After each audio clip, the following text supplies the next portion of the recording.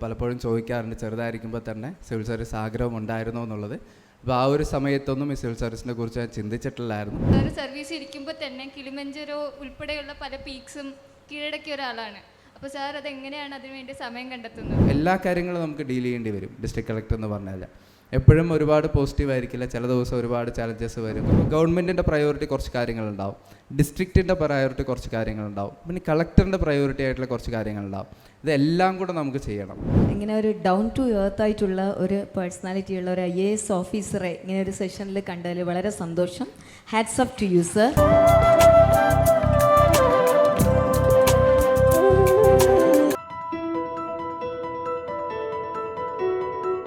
എല്ലാവർക്കും നമസ്കാരം. ആദ്യമായി തന്നെ നമ്മുടെ ഈ ഇൻ്റർനാഷണൽ ബുക്ക് ഫെസ്റ്റിവലിൽ ഇങ്ങനെ ഒരു വേദി അനുവദിച്ചതിൻ്റെ സംഘാടകർക്കും പ്രത്യേകിച്ച് ഇതിൻ്റെ സ്പീക്കർ ശ്രീ AN സംശീർ സാറിനും മറ്റിതുമായിട്ട് ബന്ധപ്പെട്ട് പ്രവർത്തിക്കുന്ന എല്ലാവർക്കും നന്ദി അറിയിക്കുകയാണ്. എൻ്റെ ടോപ്പിക്ക് ഏകദേശം ഒരു കുറച്ച് രണ്ട് മാസങ്ങൾക്ക് മുമ്പെയാണ് നമ്മുടെ ബുക്ക് ഫെസ്റ്റുമായിട്ട് ബന്ധപ്പെട്ട് ഇങ്ങനെ ഒരു സെഷൻ ഉണ്ടെന്ന് പറയുകയും അതിൽ പങ്കെടുക്കാനും സാധിച്ചത്. നമ്മൾ സിവിൽ സർവീസുമായിട്ട് ബന്ധപ്പെട്ടും മറ്റ് പരിപാടികളിലൊക്കെ നമ്മൾ ജില്ലയിലൊക്കെ ഒരുപാട് പങ്കെടുക്കാറുണ്ട്. പക്ഷെ എന്നാലും ഒരു പ്രോപ്പർ സ്പീക്കറായിട്ട് ആദ്യമായിട്ട് തന്നെയാണ് ഇങ്ങനെ ഒരു വേദിയിൽ പങ്കെടുക്കുന്നത്. അതിൻ്റെ ഒരു സന്തോഷവും കൂടെ ഇതിൻ്റെ ഓർഗനൈസേഴ്സിനെ അറിയിക്കുകയാണ്. ഞാനിപ്പം നിലവിലിപ്പോൾ തൃശ്ശൂർ ജില്ലാ കളക്ടറായിട്ടാണ് വർക്ക് ചെയ്യുന്നത്. അവിടെ ഏകദേശം 1.5 വർഷമായിട്ട് ഡിസ്ട്രിക്ട് കളക്ടറായിട്ട് വർക്ക് ചെയ്യുകയാണ്. 2024 ജൂലൈയിലാണ് ഡിസ്ട്രിക്ട് കളക്ടറായിട്ട് ജോയിൻ ചെയ്തത്. 2017 ബാച്ച് IAS ഓഫീസറാണ്. 2016 എക്സാം ക്ലിയർ ചെയ്തിട്ട് 17 സർവീസിൽ കയറി.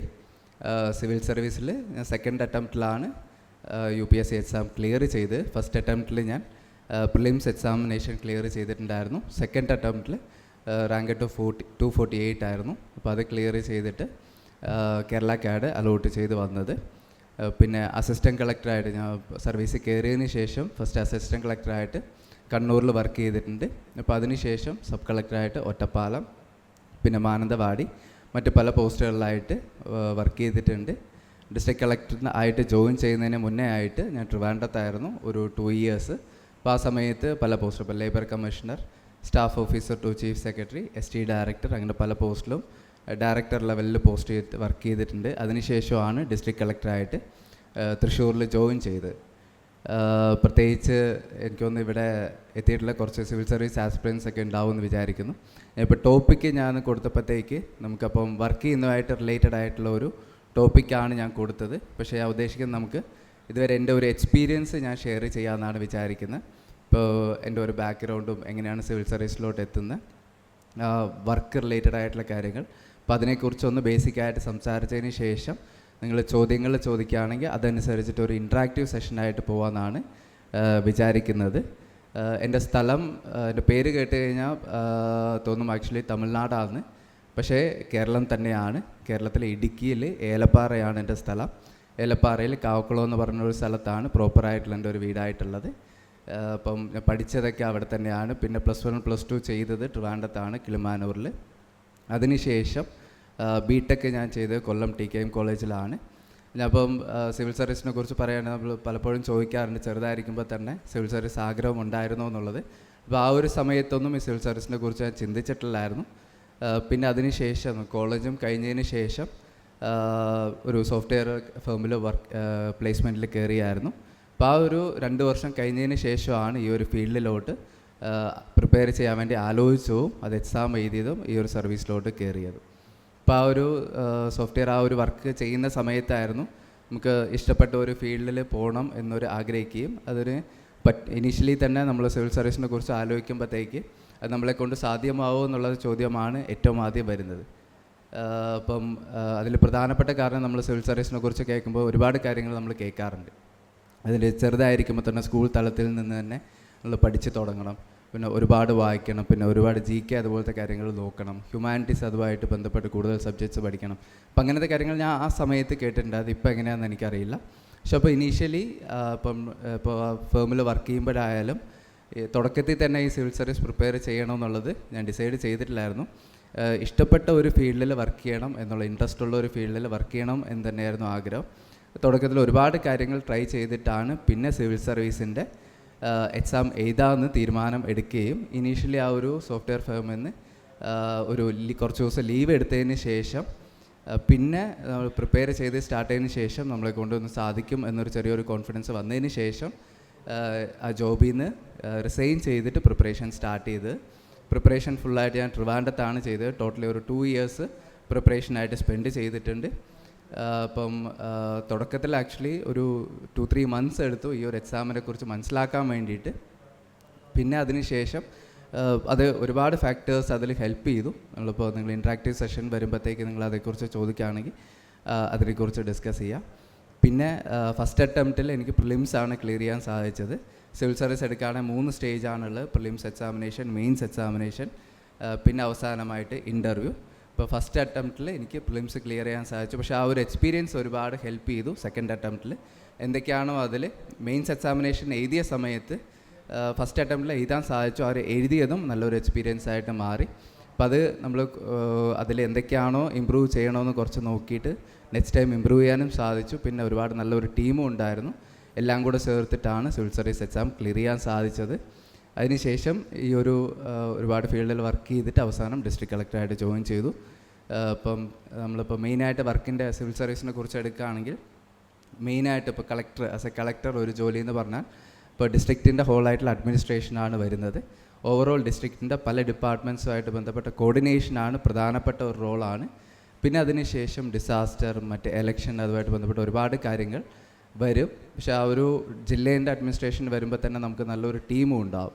നല്ല ഓൾമോസ്റ്റ് 44 അതിൻ്റെ മേലെ ഡിപ്പാർട്ട്മെൻറ്റ്സ് ഉണ്ടാവും, ഡിപ്പാർട്ട്മെൻറ്റ്സ് ഹെഡ്സ് ഉണ്ടാവും, പിന്നെ ഡെപ്യൂട്ടി കളക്ടേഴ്സ് ഉണ്ടാവും. അങ്ങനെ ഒരു വലിയൊരു ടീമായിട്ടുള്ള ഒരു പ്രവർത്തനമാണ് നമുക്ക് അവിടെ ഡിസ്ട്രിക്റ്റിൽ വരുന്നത്. നല്ലൊരു ടീം വർക്കും പിന്നെ എല്ലാ സ്റ്റേക്ക് ഹോൾഡേഴ്സിനും ഉൾപ്പെടുത്തിക്കൊണ്ടുള്ള വർക്കാണ് ഡിസ്ട്രിക്റ്റിൽ വരുന്നത്. ഇപ്പോൾ പലപ്പോഴും നമ്മൾ വിഷയങ്ങൾ ഏതെങ്കിലും വിഷയങ്ങൾ വരുമ്പോഴത്തേക്ക് വിഷയങ്ങൾ മനസ്സിലാക്കിക്കൊണ്ട് അപ്പം അതിലുള്ള ഇടപെടൽ അങ്ങനത്തെ കാര്യങ്ങളിലാണ് നമ്മൾ നോക്കുന്നത്. ജനറലായിട്ട് ഈ ഒരു അഡ്മിനിസ്ട്രേഷൻ അതിന് പുറമേ നമ്മൾ എന്തെങ്കിലുമൊക്കെ നമ്മുടെ പ്രയോറിറ്റി സെക്ടേഴ്സ് സെറ്റ് ചെയ്യും. ഏതെങ്കിലും നമ്മളിപ്പോൾ ഹെൽത്ത്, എഡ്യൂക്കേഷൻ അതുപോലത്തെ മേഖലയിൽ പ്രത്യേകമായിട്ടുള്ള ഫോക്കസ് നമ്മൾ കൊടുക്കും. പിന്നെ എന്തെങ്കിലുമൊക്കെ പ്രൊജക്ട്സ് നമ്മൾ പ്രത്യേകമായിട്ട് അവിടുത്തെ സാഹചര്യങ്ങൾ നോക്കിക്കൊണ്ട് നമ്മൾ ചെയ്യും. സാധാരണ ഡിസ്ട്രിക്ട് കളക്ടറായിട്ട് അങ്ങനെയാണ് ജനറലായിട്ട് വരുന്നത്. പിന്നെ എനിക്ക് ഈ ഒരു ജേർണി വെച്ചിട്ട് എനിക്ക് പറയാനുള്ളത്, ഇപ്പോൾ എൻ്റെ ഒരു ബാക്ക്ഗ്രൗണ്ട് എന്ന് പറഞ്ഞാൽ നിങ്ങളിപ്പോൾ മൂന്നാർ, വാഗമണ്ണൊക്കെ പോയിട്ടുണ്ടാവും. അപ്പോൾ അവിടെയൊക്കെ പോകുമ്പോഴത്തേക്ക് നമ്മൾ ടീ പ്ലാന്റേഷൻ്റെ ഇടയ്ക്ക് നിങ്ങൾ ഇപ്പോൾ കുറച്ച് വീടുകളുള്ള ഒരു ലൈനായിട്ടുള്ള ഒരു ഹൗസസ് കണ്ടിട്ടുണ്ടാവും. അത് ലയോ എന്നാണ് പറയുന്നത്. ഇപ്പോൾ ആ ഒരു ഏരിയ ആണ് എൻ്റെ ഒരു ഏരിയ ആയിട്ട് വരുന്നത്. കമ്പാരിറ്റീവ്ലി ഒരു ബാക്ക്വേർഡിലായിട്ടുള്ളൊരു ഏരിയ ആണ് ജനറലി വരുന്നത്. അപ്പോൾ അവിടെ ആക്ച്വലി നമ്മൾ ഇതിനെ സിവിൽ സർവീസിനെ കുറിച്ചൊന്നും ഈവൻ ആ ഒരു സമയത്തെ ഡിഗ്രീനെ കുറിച്ച് പോലും ചിന്തിക്കുന്ന ഒരു സാഹചര്യമല്ലായിരുന്നു ആ സമയത്ത് ഉണ്ടായിരുന്നത്. പക്ഷെ ആ ഒരു ബാക്ക്ഗ്രൗണ്ടിൽ നിന്ന് എനിക്ക് ഈ ഒരു പൊസിഷനിൽ എത്താൻ സാധിക്കുമെങ്കിൽ നമുക്ക് ഓരോരുത്തർക്കും എത്താൻ സാധിക്കും. അപ്പോൾ ഈ ഇത് വെച്ചിട്ട് തന്നെയാണ് നമ്മളിപ്പോൾ സിവിൽ സർവീസിൽ കയറുന്നതിന് മുമ്പ് തന്നെ ഞാൻ വിചാരിച്ചിട്ടുണ്ടായിരുന്നു, സർവീസിൽ കയറുകയാണെങ്കിൽ നമ്മൾ ഈ ഒരു കാര്യങ്ങൾ ഫോക്കസ് ചെയ്തിട്ട് വേണം നമ്മുടെ വർക്ക് മുന്നോട്ട് പോകാമെന്നുള്ളത്. അപ്പോൾ നമ്മൾ ഡിസ്ട്രിക്റ്റിലും പരമാവധി ആൾക്കാരെ പാർട്ടിസിപ്പേറ്റ് ചെയ്തുകൊണ്ടുള്ള കാര്യങ്ങളാണ് നമ്മൾ മുന്നോട്ട് പോകുന്നത്. പിന്നെ പ്രത്യേകമായിട്ട് നമ്മൾ ഈ കുട്ടികളെ ഫോക്കസ് ചെയ്തുകൊണ്ട് പലപ്പോഴും ഞാൻ സ്കൂളിലൊക്കെ പഠിക്കുമ്പോൾ ആലോചിച്ചിട്ടുണ്ട്.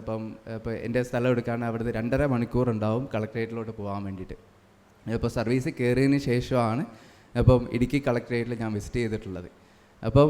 നമുക്ക് ആ കുട്ടികൾക്ക് നല്ലൊരു എക്സ്പോഷർ ഉണ്ടാവുകയാണെങ്കിൽ നമ്മൾ സിവിൽ സർവീസിൻ്റെ മാത്രമല്ല, ഇപ്പോൾ ഏതൊരു മേഖലയാണെങ്കിലും അതിലൊരു എങ്ങനെയാണെന്നുള്ളത് മനസ്സിലാക്കാനുള്ള ഒരു എക്സ്പോഷർ കിട്ടും. അത് നമ്മളൊരു ജില്ലയിലൊരു പ്രോഗ്രാമായിട്ട് സ്റ്റാർട്ട് ചെയ്തു, മീറ്റ് ദ കളക്ടർ പറഞ്ഞിട്ട്. അപ്പോൾ എല്ലാ വെനസ്ഡേയും നമ്മൾ ഓഫീസ് സ്റ്റാർട്ട് ചെയ്യുന്നതിന് മുന്നേ ആയിട്ട് ഒരു 9:30 to 10:30 നമ്മൾ ഓരോ സ്കൂളിലെ കുട്ടികൾ അവർ കളക്ടറേറ്റ് വിസിറ്റ് ചെയ്യുക. അപ്പോൾ എന്നിട്ട് കളക്ടറുമായിട്ട് ഡയറക്റ്റ് ഇൻട്രാക്ട് ചെയ്യുക. അപ്പോൾ അന്നൊരു വിഷയമാണ്, ഞാൻ വലിയ മോട്ടിവേഷൻ സ്പീക്കർ ആയതുകൊണ്ടല്ല, പക്ഷേ ആ കുട്ടികൾ വന്നിട്ട് ആ ചേംബർ ഒന്ന് കാണുക, അപ്പോൾ എല്ലാവരും ഒന്ന് മനസ്സിലാക്കുക, ഒരു ലക്ഷ്യത്തോട് കൂടിയിട്ടാണ് നമ്മൾ ആ ഒരു പ്രോഗ്രാം സ്റ്റാർട്ട് ചെയ്തത്. കുട്ടികൾക്ക് നല്ലൊരു എക്സ്പീരിയൻസ് ആയിട്ടാണ് അത് തോന്നിയത്. കുട്ടികൾക്ക് മാത്രമല്ല, നമ്മൾ വെക്കേഷൻ സമയമായിരിക്കുമ്പോഴത്തേക്കും മറ്റ് മേഖലകളിലുള്ളവരെയും കൂടെ ചേർത്തുകൊണ്ടാണ് ആ ഒരു പ്രോഗ്രാം സ്റ്റാർട്ട് ചെയ്ത്. നമ്മൾ ജോയിൻ ചെയ്ത സമയത്താണ് സ്റ്റാർട്ട് ചെയ്ത്. ഇത് ഏകദേശം നമ്മൾ 61 weeks അത് കംപ്ലീറ്റ് ചെയ്യാൻ സാധിച്ചിട്ടുണ്ട്. അപ്പോൾ ഇതേപോലെ തന്നെയാണ് നമ്മൾ പ്രോഗ്രാംസ് അവിടുത്തെ ഓരോരുത്തരുടെ റിക്വയർമെൻറ്റ് വെച്ചുകൊണ്ടും വന്നിട്ടുള്ള ഒരു എക്സ്പീരിയൻസ് വെച്ചുകൊണ്ടും നമ്മൾ പല പല പ്രോഗ്രാംസ് അവിടെ ചെയ്യുന്നുണ്ട്. മെയിൻ കോർ വർക്ക് ഞാൻ പറഞ്ഞ പോലെ തന്നെ ഡിസ്ട്രിക്റ്റിൽ ഒരുപാട് വിഷയങ്ങളുണ്ടാവും. അപ്പോൾ അത് കഴിഞ്ഞിട്ട് നമുക്ക് സമയമുള്ള സമയം ഇങ്ങനത്തെ പ്രോഗ്രാംസ് നമ്മൾ ചെയ്യുന്നുണ്ട്. അപ്പോൾ ഇതാണ് പ്രധാനമായിട്ടുള്ളത്. നമ്മൾ കുട്ടികളോട് ഞാൻ വരുമ്പോൾ പറയാറുള്ളത് ഇതന്നെയാണ്. ഇപ്പം നമുക്ക് പ്രോപ്പറായിട്ടുള്ള ഒരു പ്ലാനിങ്ങും ഹാർഡ് വർക്കും ഉണ്ടെങ്കിൽ നമുക്ക് എന്ത് കാര്യം നേടാൻ സാധിക്കും. സിവിൽ സർവീസ് മാത്രമല്ല, ഓരോരുത്തർക്കും ഓരോരുത്തരുടേതായിട്ടുള്ള ഇൻട്രസ്റ്റ് ആയിട്ടുള്ള ഫീൽഡ് ഉണ്ടാവും. അപ്പോൾ അത് നമുക്ക് മനസ്സിലാക്കുക എന്നുള്ളതാണ് കുറച്ച് സമയം എടുക്കുക. അപ്പോൾ ഏതൊരു ആൾക്കാരായാലും അവരുടേതായ പോസിറ്റീവ് കാര്യങ്ങളുണ്ടാവും, സ്ട്രെങ്ത്സ് ഉണ്ടാവും, പക്ഷേ വീക്ക്നെസ് ഉണ്ടാവും. നമ്മൾ കൂടുതലായിട്ട് നമ്മുടെ ഏതാണോ സ്ട്രെങ്ത്ത് അത് ഫോക്കസ് ചെയ്ത് മുന്നോട്ട് പോകാൻ നമുക്ക് ഒരുപാട് നല്ല കാര്യങ്ങൾ ചെയ്യാൻ സാധിക്കും. പക്ഷെ അതേ സമയത്ത് നമ്മളെ വീക്ക്നെസ് അത് തന്നെ ഫോക്കസ് ചെയ്ത് പോയി കഴിഞ്ഞാൽ നമുക്ക് എപ്പോഴും നമുക്ക് തടസ്സങ്ങൾ മാത്രമാണ് വരിക. അത് പിന്നെ അല്ലാതെ തന്നെ നമുക്ക് എപ്പോഴും ഒരുപാട് ഓപ്പർച്യൂണിറ്റീസ് ഉണ്ടാവും. കൂടാതെ തന്നെ നമ്മൾ ലീഡർഷിപ്പുമായിട്ട് ബന്ധപ്പെട്ട് നമ്മൾ ഒരുപാട് കാര്യങ്ങൾ ഇങ്ങനെ കേൾക്കാറുണ്ട്. അപ്പോൾ ആക്ച്വലി നമ്മളെല്ലാവരും ലീഡേഴ്സ് തന്നെയാണ്. ആ ഒരു ഒക്കേഷൻ വരുമ്പോഴത്തേക്ക് നമ്മൾ താനെ ആ ഒരു പൊസിഷനിലോട്ട് ഉയരും എന്നുള്ളതാണ് എൻ്റെ ഒരു എക്സ്പീരിയൻസിൽ നിന്ന് മനസ്സിലാക്കിയിട്ടുള്ളത്. ഞാനിപ്പം സ്കൂളിലോ കോളേജിലോ പോലും ഇങ്ങനത്തെ ഇപ്പോൾ പബ്ലിക് സ്പീക്ക് അതുപോലത്തെ കാര്യങ്ങളിലൊന്നും ഞാൻ പങ്കെടുത്തിട്ടില്ല. ഈ ഇടയ്ക്ക് ഞാൻ ഇപ്പം പെറ്റീഷണേഴ്സിനെ കാണാറുണ്ട്. അപ്പോൾ ആ ഒരു സമയത്ത് ഒരാൾ വന്നിട്ടുണ്ടായിരുന്നു. അപ്പോൾ പുള്ളി വന്നിട്ട് പറഞ്ഞത്, അപ്പോൾ എൻ്റെ മോൻ ഇപ്പം NIT-ലാണ് പഠിക്കുന്നത്. പക്ഷെ അപ്പോൾ നല്ലോണം പഠിക്കാറുണ്ട്, നല്ലോണം മാർക്കൊക്കെ നേടാറുണ്ട്. പക്ഷേ എന്തെങ്കിലും പ്ലേസ്മെൻറ്റ്സിന് വരുമ്പോഴത്തേക്ക്, ഇൻ്റർവ്യൂവിൽ വരുമ്പോഴത്തേക്ക് നല്ലോണം പെർഫോമൻസ് ചെയ്യാൻ പറ്റാറില്ല എന്ന് പറഞ്ഞു. പക്ഷെ ആ ഒരു സമയത്ത് ഞാൻ ആലോചിച്ച എൻ്റെ ആ ഒരു സമയത്തെ ഒരു പൊസിഷനിലാണ് ഞാനും ആലോചിച്ചത്. പക്ഷേ നമ്മൾ അത് പ്രത്യേകിച്ചും ഈ ഒരു ഒക്കേഷൻസ് വരുമ്പോഴത്തേക്കും നമ്മൾ ആ ഒക്കേഷനിലോട്ട് ഉയരും. അതാണ് എനിക്കിതുവരെ മനസ്സിലായത്. നമ്മളെപ്പോഴും അതുകൊണ്ടാണ് ഓരോ കാര്യങ്ങൾ പുതിയതായിട്ട് എപ്പോഴും ട്രൈ ചെയ്തുകൊണ്ടിരിക്കണം, അറ്റംപ്റ്റ് ചെയ്തുകൊണ്ടിരിക്കണം, അത് ശരിയാവുന്നവരെ. അല്ല, ഓരോ ചെറിയ തടസ്സങ്ങൾ വരുമ്പോഴത്തേക്ക് അത് പിൻവാങ്ങിക്കഴിഞ്ഞാൽ നമ്മൾ ഒരിക്കലും മുന്നോട്ട് പോകാൻ സാധിക്കില്ല. എനിക്കപ്പോൾ ഈ ഒരു ജേർണിയിൽ എനിക്ക് സക്സസ്ഫുൾ ആയിട്ടുള്ള പ്രധാനപ്പെട്ട 4 കാര്യങ്ങളാണ് എനിക്ക് തോന്നിയത്. നമുക്കെല്ലാവർക്കും ഇപ്പോൾ ഫാമിലി സപ്പോർട്ട് നല്ലൊരു സപ്പോർട്ടായിട്ട് ഉണ്ടായിരുന്നു. കൂടാതെ തന്നെ ഫ്രണ്ട്സിൻ്റെയും ഒരുപാട് വെൽവിഷേഴ്സിൻ്റെയും സപ്പോർട്ട് എല്ലാ സമയത്തും ഉണ്ടാവാറുണ്ട്, ഇപ്പോൾ സർവീസിൽ കയറുന്നതിന് മുമ്പും അല്ലാതെ തന്നെയും. പിന്നെ നമുക്ക് പ്രധാന പങ്ക് വഹിക്കുന്നത് നമ്മുടെ ടീച്ചേഴ്സിൻ്റെയും മെൻറ്റേഴ്സിൻ്റെയും ആണ്. പിന്നെ ഏറ്റവും അവസാനമായിട്ട് നമ്മൾ ഫേസ് ചെയ്യുന്ന ചലഞ്ചസാണ്. അപ്പോൾ ചലഞ്ചസും പിന്നെ അല്ലാതെയുള്ള നെഗറ്റീവായിട്ടുള്ള കാര്യങ്ങളാണ് നമുക്ക് കൂടുതലായിട്ട് എനിക്കൊക്കെ ആക്ച്വലി കൂടുതലായിട്ടുള്ള ഒരു മോട്ടിവേഷനായിട്ട് വന്നിട്ടുള്ളത്.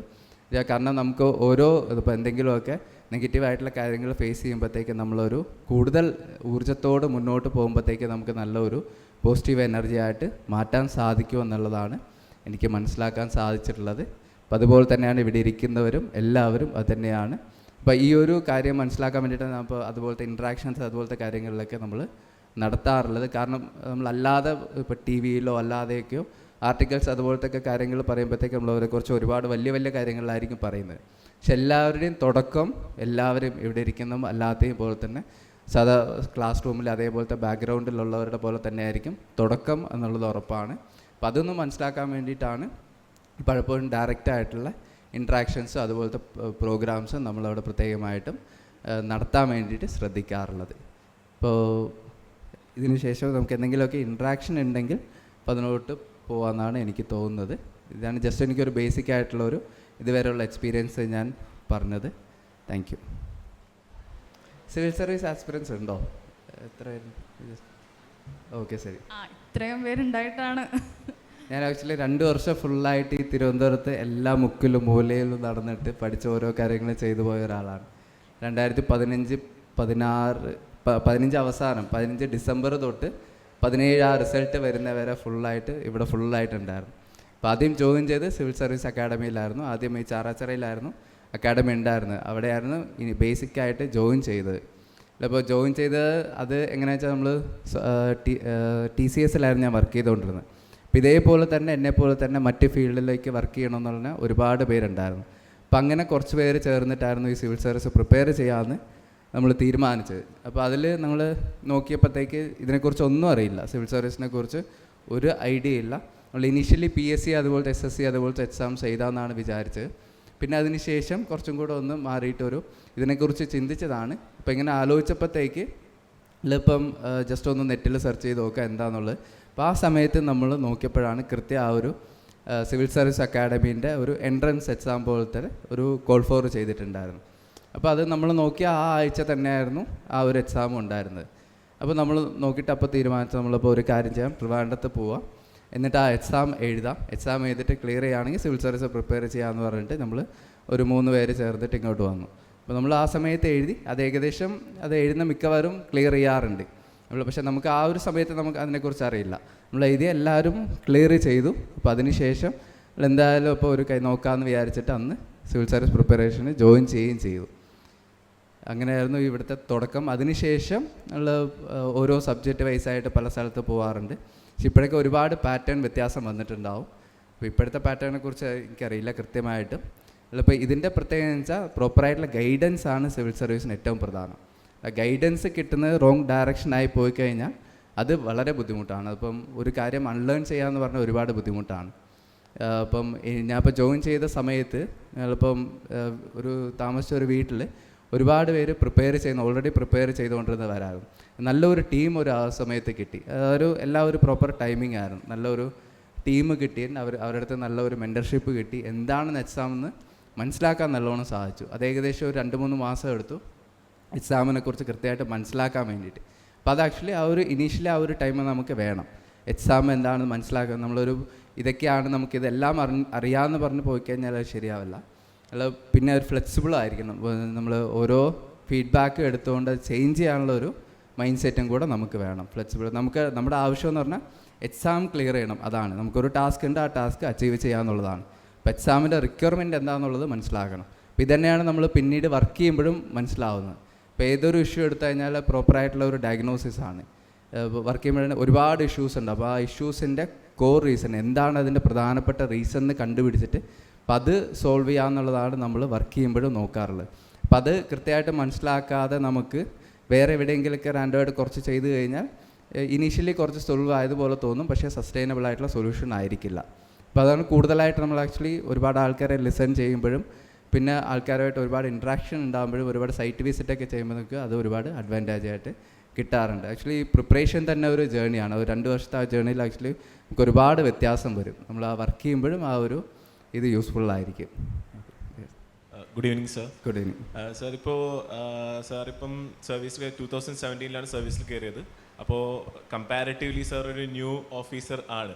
അപ്പോൾ നമ്മുടെ GS പേപ്പറിലെ എത്തിക്സും റിയൽ ലൈഫ് പ്രാക്ടിക്കൽ എത്തിക്സും തമ്മിലുള്ള ഒരു ഡിഫറൻസ് എന്താണ്? ലൈക്ക് മോസ്റ്റ്ലി നമ്മളിപ്പോൾ പഠിക്കുന്ന സമയത്ത് നമ്മൾ കോളേജിൽ നിന്ന് ഔട്ട് ഫ്രഷ് ആവുന്ന ഒരാൾ പഠിച്ചു തുടങ്ങുമ്പോൾ എത്തിക്സ് എന്നുള്ള പേപ്പർ വളരെ ന്യൂ ആയിട്ടുള്ളൊരു സബ്ജക്റ്റ് ആയിരിക്കും. അപ്പോൾ അവർ അതിനുശേഷം സർവീസിൽ കയറിയതിന് ശേഷം ഒരു പബ്ലിക് എത്തിക്സ് അല്ലെങ്കിൽ നമ്മുടെ പ്രാക്ടിക്കൽ എത്തിക്സ് അതെങ്ങനെയാണ് വർക്ക് ചെയ്യിപ്പിക്കുന്നത്? ആക്ച്വലി ഒരുപാട് ലിങ്ക് ചെയ്യാൻ സാധിക്കും. നമ്മൾ എക്സാം പേപ്പർ എഴുതുമ്പോഴത്തേക്ക് ഞാൻ ആ സമയത്ത് ഇപ്പോഴത്തെ എനിക്ക് പാറ്റേൺ കംപ്ലീറ്റ്ലി അറിയില്ല, എൻ്റെ ഒരു എക്സ്പീരിയൻസ് ആണ് പറയുന്നത്. അപ്പോൾ ആ ഒരു സമയത്ത് നമ്മൾ എത്തിക്സ് പേപ്പർ എഴുതിക്കൊണ്ടിരിപ്പോൾ നമ്മൾ ആ തിയറീസ് പഠിക്കും, ഓരോ കാര്യങ്ങളുടെ എക്സ്പ്ലനേഷൻ ഡെഫിനീഷൻ പഠിക്കും, എന്താണെന്നുള്ളത് മനസ്സിലാക്കും.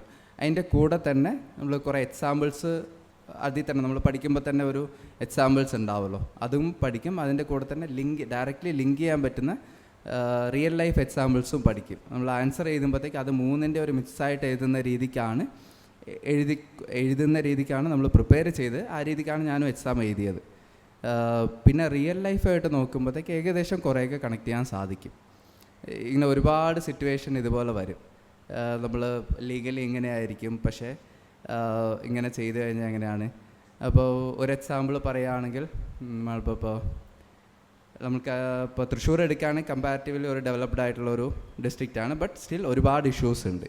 ഇപ്പോൾ ഡിസ്ട്രിക്റ്റ് വലുതായിട്ടുണ്ട്, ഒരുപാട് വോളിയം ഓഫ് വർക്ക് ഉണ്ട്. അതിൻ്റെ കൂടെ തന്നെ ചെറിയ ചെറിയ ഇഷ്യൂസ് ഉണ്ടാവും, അതിൻ്റെ കൂടെ തന്നെ നമ്മൾ സോൾവ് ചെയ്ത് പോകും. ഇത് എത്തിക്സുമായിട്ട് ലിങ്ക്ഡ് ആണോ എന്ന് എനിക്കറിയില്ല, ഞാൻ ഒരു എക്സാമ്പിൾ പറഞ്ഞതാണ്. നമ്മളിപ്പോൾ ട്രൈബൽ സെറ്റിൽമെൻറ്റ്സ് അവിടെ കുറച്ചുണ്ട്, നമ്മൾ ഒരുപാടില്ല. വയനാടും ഇടുക്കി അവിടെയൊക്കെ ഒരുപാടുണ്ട്, പക്ഷേ തൃശ്ശൂരിൽ അത്ര ഇല്ല, പക്ഷെ എന്നാലും കുറച്ചുണ്ട്.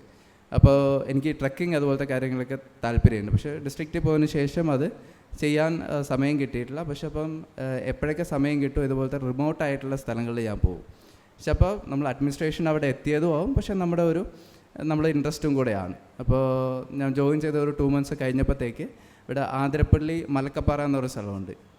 അപ്പോൾ അവിടെ ഏകദേശം ഒരു 3 kilometers ട്രക്ക് ചെയ്തിട്ട് വേണം ഒരു ട്രൈബൽ സെറ്റിൽമെൻറ്റിലോട്ട് എത്താൻ വേണ്ടിയിട്ട്. ഏകദേശം ഒരു 30-40 ഫാമിലീസ് അവിടെ ഉണ്ട്.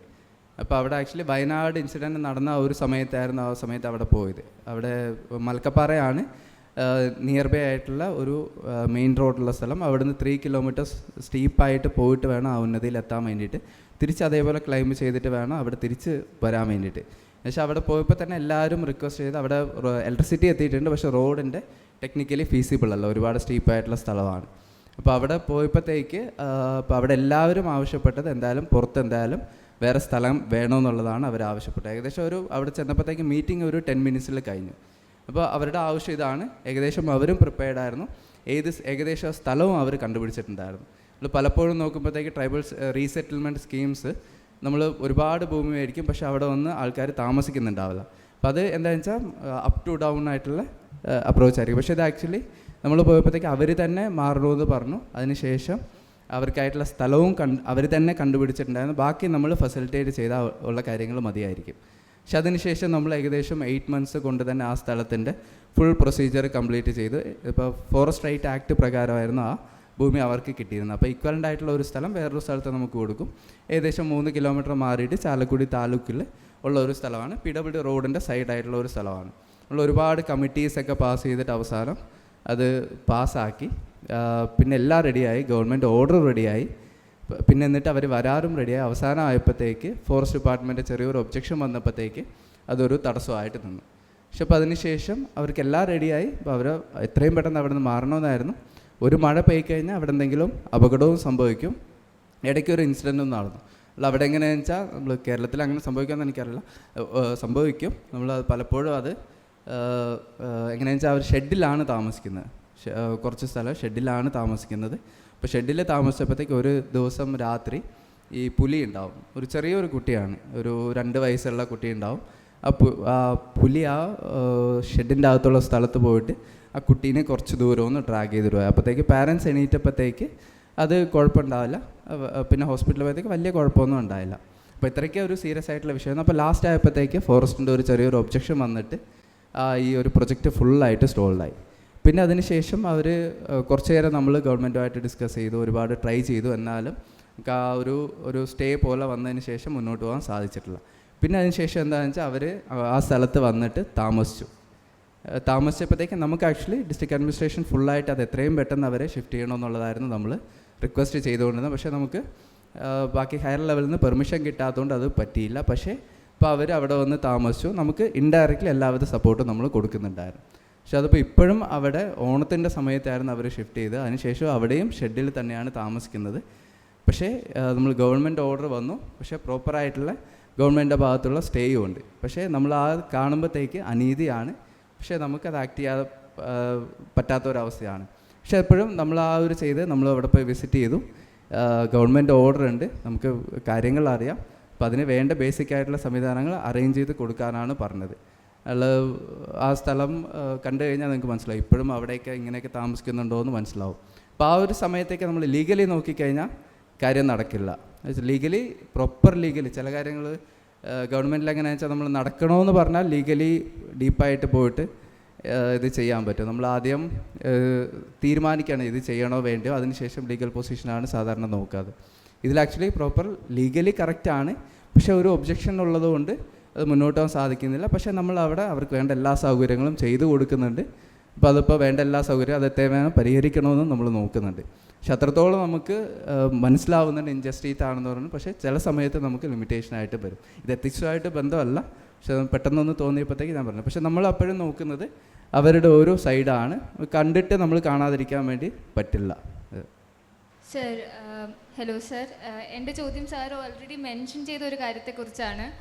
എല്ലാവരും പറഞ്ഞു കേട്ടിട്ടുണ്ട് സിവിൽ സർവീസ് കയറി കഴിഞ്ഞാൽ വളരെ ബിസി ആയിട്ടുള്ളൊരു ലൈഫാണ്, ഒട്ടും സമയം കിട്ടത്തില്ല എന്നൊക്കെ. പക്ഷേ സാർ സർവീസ് ഇരിക്കുമ്പോൾ തന്നെ കിളിമഞ്ചരോ ഉൾപ്പെടെയുള്ള പല പീക്സും കീഴടക്കിയ ഒരാളാണ്.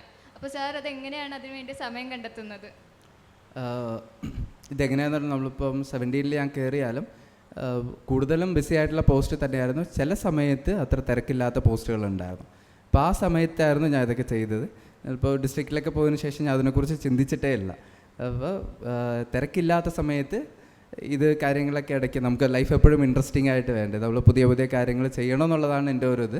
അപ്പോൾ ഇതുപോലത്തെ മൗണ്ടനറിങ് അതുപോലത്തെ കാര്യങ്ങൾ വേറെ എന്തെങ്കിലുമൊക്കെ കാര്യങ്ങളും നമ്മൾ ഇത് ഫ്രീ ആകുമ്പോൾ ചെയ്യണമെന്നുള്ളതാണ് ആഗ്രഹം. അതനുസരിച്ചിട്ടാണ് ഞാൻ ചെയ്തത്. പക്ഷെ ഇപ്പം മെയിൻ ലൈക്ക് സിവിൽ സർവീസാണ്, അതിലെ ബാധിക്കുന്ന രീതിക്ക് ഞാൻ ചെയ്യാറില്ല, അല്ലാത്ത രീതിക്കാണ് ഞാൻ ചെയ്യാറ്. ആക്ച്വലി ഈ ട്രാവലിംഗ് ഇപ്പം മൗണ്ടനിയറിങ് ഞാൻ ചെയ്യാറുണ്ട്. നമ്മൾ ലബാസ്ലയിലായിരുന്ന ട്രെയിനിങ്, ലബാസ്ലയിലാണ്, മസൂറിയിലാണ്. അപ്പോൾ ട്രെയിനിങ്ങിൻ്റെ ഭാഗമായിട്ട് ഒരുപാട് കാര്യങ്ങളുണ്ട്. ഓൾ ഇന്ത്യ ടൂർ ഉണ്ട്, അതിൻ്റെ കൂടെ തന്നെ ട്രക്കിംഗ് ഉണ്ട്. ഇപ്പോൾ ട്രക്കിംഗ് എന്ന് വെച്ചാൽ 4 1 ഡേ ട്രക്സ് ഉണ്ടാവും. അപ്പോൾ അതിനുശേഷം ഒരു 10 ഡേ ട്രക്സ് ഉണ്ടാവാറുണ്ട്. അപ്പോൾ ആ സമയത്തായിരുന്നു ഞാൻ ആദ്യമായിട്ട് ഈ ട്രക്കിങ് ചെയ്യുന്നത്. നമ്മൾ ഇടുക്കിയിലൊക്കെ നമ്മൾ ചെയ്യാറുണ്ടെങ്കിലും പക്ഷേ അത് നമ്മുടെ ജീവിത ശൈലീൻ്റെ ഭാഗമായിട്ടാണ് ചെയ്യാറ്. പക്ഷെ അല്ലാതെ പ്രോപ്പറായിട്ടുള്ള ഒരു ട്രക്കിംഗ് ആയിട്ട് ആ സമയത്തായിരുന്നു ചെയ്തത്. അതിനുശേഷമാണ് അതിലോട്ടൊരു ഇൻട്രസ്റ്റ് വന്നത്. പിന്നെ ഫ്രീ ടൈം എനിക്ക് കിട്ടിയപ്പോഴത്തേക്ക് നമ്മൾ മൗണ്ടനിയറിങ് അതിലോട്ട് ട്രൈ ചെയ്യാമെന്ന് വിചാരിച്ചിട്ട് ഞാൻ ഒന്ന് ചെയ്തായിരുന്നു. അപ്പോൾ അത് നമ്മൾ ഡാർജിലിംഗിൽ നിന്ന് അക്കാഡമിയിലൊന്ന് ട്രെയിനിങ്ങിന് പോയിട്ടുണ്ടായതിനു ശേഷം കിളിമഞ്ചാരോ പോയിട്ടുണ്ടായിരുന്നു, എൽബ്രസ് പോയിട്ടുണ്ടായിരുന്നു, പിന്നെ അർജൻറ്റീനയിലെ അക്കോൺകോക്ക പോയിട്ടുണ്ടായിരുന്നു. അപ്പോൾ അതിന് ശേഷം ഡിസ്ട്രിക്ട് പോസ്റ്റിംഗ് കിട്ടി. അപ്പോൾ ഇത് കഴിഞ്ഞിട്ട് എന്തെങ്കിലും ഒന്ന് നോക്കണമെന്ന് ആഗ്രഹമുണ്ട്. പക്ഷേ ഈ ട്രാവൽ ചെയ്യുമ്പോൾ നമുക്ക് ഒരുപാട് എക്സ്പോഷർ കിട്ടും. നമ്മൾ ട്രാവൽ ചെയ്യുമ്പോൾ ഒരുപാട് കാര്യങ്ങൾ നമുക്ക് പഠിക്കാൻ പറ്റും. ഉള്ള പുസ്തകങ്ങളിൽ പഠിക്കുന്നതൊക്കെയും എല്ലാ കാര്യങ്ങളിലും പഠിക്കുമ്പോഴും നമുക്കത് കാണാൻ സാധിക്കും. നമ്മളിപ്പം എൻ്റെ സിവിൽ സർവീസിനാണ് ജോഗ്രഫി ആയിരുന്നു ഓപ്ഷണൽ. പഠിച്ച മിക്ക കാര്യങ്ങൾ ഈ മൗണ്ടനിയറിങ്, ട്രാവലിംഗ് അതുപോലത്തെ കാര്യങ്ങളൊക്കെ ചെയ്ത സമയത്ത് ഓരോ കാര്യങ്ങൾ മനസ്സിലാക്കാൻ സഹായിച്ചു. Good evening sir. Good evening sir. UPSC പ്രിപ്പറേഷനിൽ സാറിന് ഏത് സ്റ്റേജാണ് കൂടുതൽ ചലഞ്ചിങ് ആയിട്ട് തോന്നിയത്? പ്രിലിംസ് ആണോ മെയിൻസ് ആണോ? അതുപോലെ തന്നെ സാറ് ഇപ്പോൾ പറഞ്ഞു ജോഗ്രഫി ആയിരുന്നു ഓപ്ഷണൽ. അപ്പോൾ പ്രിലിംസിൽ മാപ്പിംഗ് ക്വസ്റ്റ്യൻസ് ഒരുപാട് വരാറില്ലേ? അപ്പോൾ ജോഗ്രഫി ഓപ്ഷൻ സ്റ്റുഡൻ്റ് എന്ന രീതിയിൽ സാർ അതിനെ എങ്ങനെയാണ് അനലൈസ് ചെയ്തത്? ഓക്കെ, ഡിഫിക്കൽട്ടായിട്ടുള്ള ഒരു പാട്ട് എന്ന് വെച്ചാൽ നോർമലി പ്രിലിംസ് തന്നെയാണ് എല്ലാവർക്കും. കാരണം ഒന്ന് കഴിഞ്ഞാലേ അടുത്തതിലോട്ട് പോകാറില്ല. ഞാൻ ഇപ്പോൾ പ്രിപ്പറേഷൻ്റെ ചെയ്യുന്നവരോട് പറഞ്ഞു, ഇപ്പോൾ പ്രിലിംസ് ഫോക്കസ് ചെയ്യണം, അതിൻ്റെ കൂടെ തന്നെ മെയിൻസ് ഫോക്കസ് ചെയ്യണം നമുക്ക്. കാരണം പ്രിലിംസ് ക്ലിയർ ചെയ്താൽ മാത്രമേ മെയിൻസ് ക്ലിയർ എഴുതാനുള്ള അവസരം കിട്ടുള്ളൂ. അപ്പോൾ ഇനീഷ്യലി തന്നെ ഞാൻ ഇപ്പോൾ ഫ്രഷ് ആയിട്ടാണ് സ്റ്റാർട്ട് ചെയ്തത്. ആ സമയത്ത് തന്നെ ഒരു ബേസ് ആവാൻ വേണ്ടിയിട്ട് കൂടുതലായിട്ട് ഞാൻ പ്രിലിംസ് ഫോക്കസ് ചെയ്തിട്ടുണ്ടായിരുന്നു. ഇപ്പോൾ ബേസിക് ആയിട്ടുള്ള കാര്യങ്ങൾ പഠിച്ചിട്ട് പിന്നെ കൂടെ തന്നെ മെയിൻസിൻ്റെ കുറച്ച് കാര്യങ്ങൾ നോക്കുമായിരുന്നു, ഓപ്ഷണലിൻ്റെ കാര്യങ്ങളും കൂടെ നോക്കുമായിരുന്നു. അപ്പോൾ പക്ഷേ അതുകൊണ്ട് തന്നെ എനിക്ക് കൂടുതൽ ബേസ് നല്ലോണം ആക്കിയത് കാരണം പ്രിലിംസ് എനിക്ക് വലിയ ബുദ്ധിമുട്ടായിട്ട് തോന്നിയില്ല മീൻസ് വലിയ കുഴപ്പമില്ലാതെ അത് ക്ലിയർ ചെയ്യാൻ പറ്റി. പിന്നെ മോക്ക് ടെസ്റ്റും ഒരുപാട് എഴുതുമായിരുന്നു. മോക്ക് ടെസ്റ്റിലെ ഓരോ ഫീഡ്ബാക്കും എടുത്തിട്ട് ഇമ്പ്രൂവ് ചെയ്യാൻ വേണ്ടിയിട്ട് ഒരുപാട് പറ്റി. പിന്നെ ഒരുപാട് റിവിഷനും ഇതൊക്കെ ചേർന്നിട്ട് മിക്സായിട്ടുള്ള ഒരു കാര്യമായിരുന്നു. പിന്നെ ആദ്യത്തെ അറ്റംപ്റ്റിൽ എനിക്ക് പറ്റിയെന്ന് വെച്ചാൽ മെയിൻസ് പ്രിലിംസ് കിട്ടിയപ്പോൾ തന്നെ എനിക്ക് നല്ലൊരു സാറ്റിസ്ഫൈഡ് ആയിപ്പോയി. പിന്നെ കുറച്ച് റിലാക്സ്ഡ് ആയിരുന്നു പ്രിപ്പറേഷൻ. കൂടെ തന്നെ ജോഗ്രഫി ആയിരുന്നു ഓപ്ഷനിൽ. ആ വർഷത്തെ ഓപ്ഷനിൽ ഒരുപാട് ടഫായിട്ടുള്ള പേപ്പറായിരുന്നു. അതുകൊണ്ടായിരുന്നു പ്രധാനമായിട്ടും ആ വർഷം മെയിൻസ് ക്ലിയർ ചെയ്യാത്തത്. പക്ഷേ ആ സമയത്ത് ഞാൻ ചിലപ്പോൾ അത് ക്ലിയർ ചെയ്തിരുന്നെങ്കിൽ എനിക്ക് വേറെ ജസ്റ്റ് ലിസ്റ്റിൽ കയറിയിട്ട് വേറെ ഏതെങ്കിലും സർവീസിൽ കയറുമായിരുന്നു.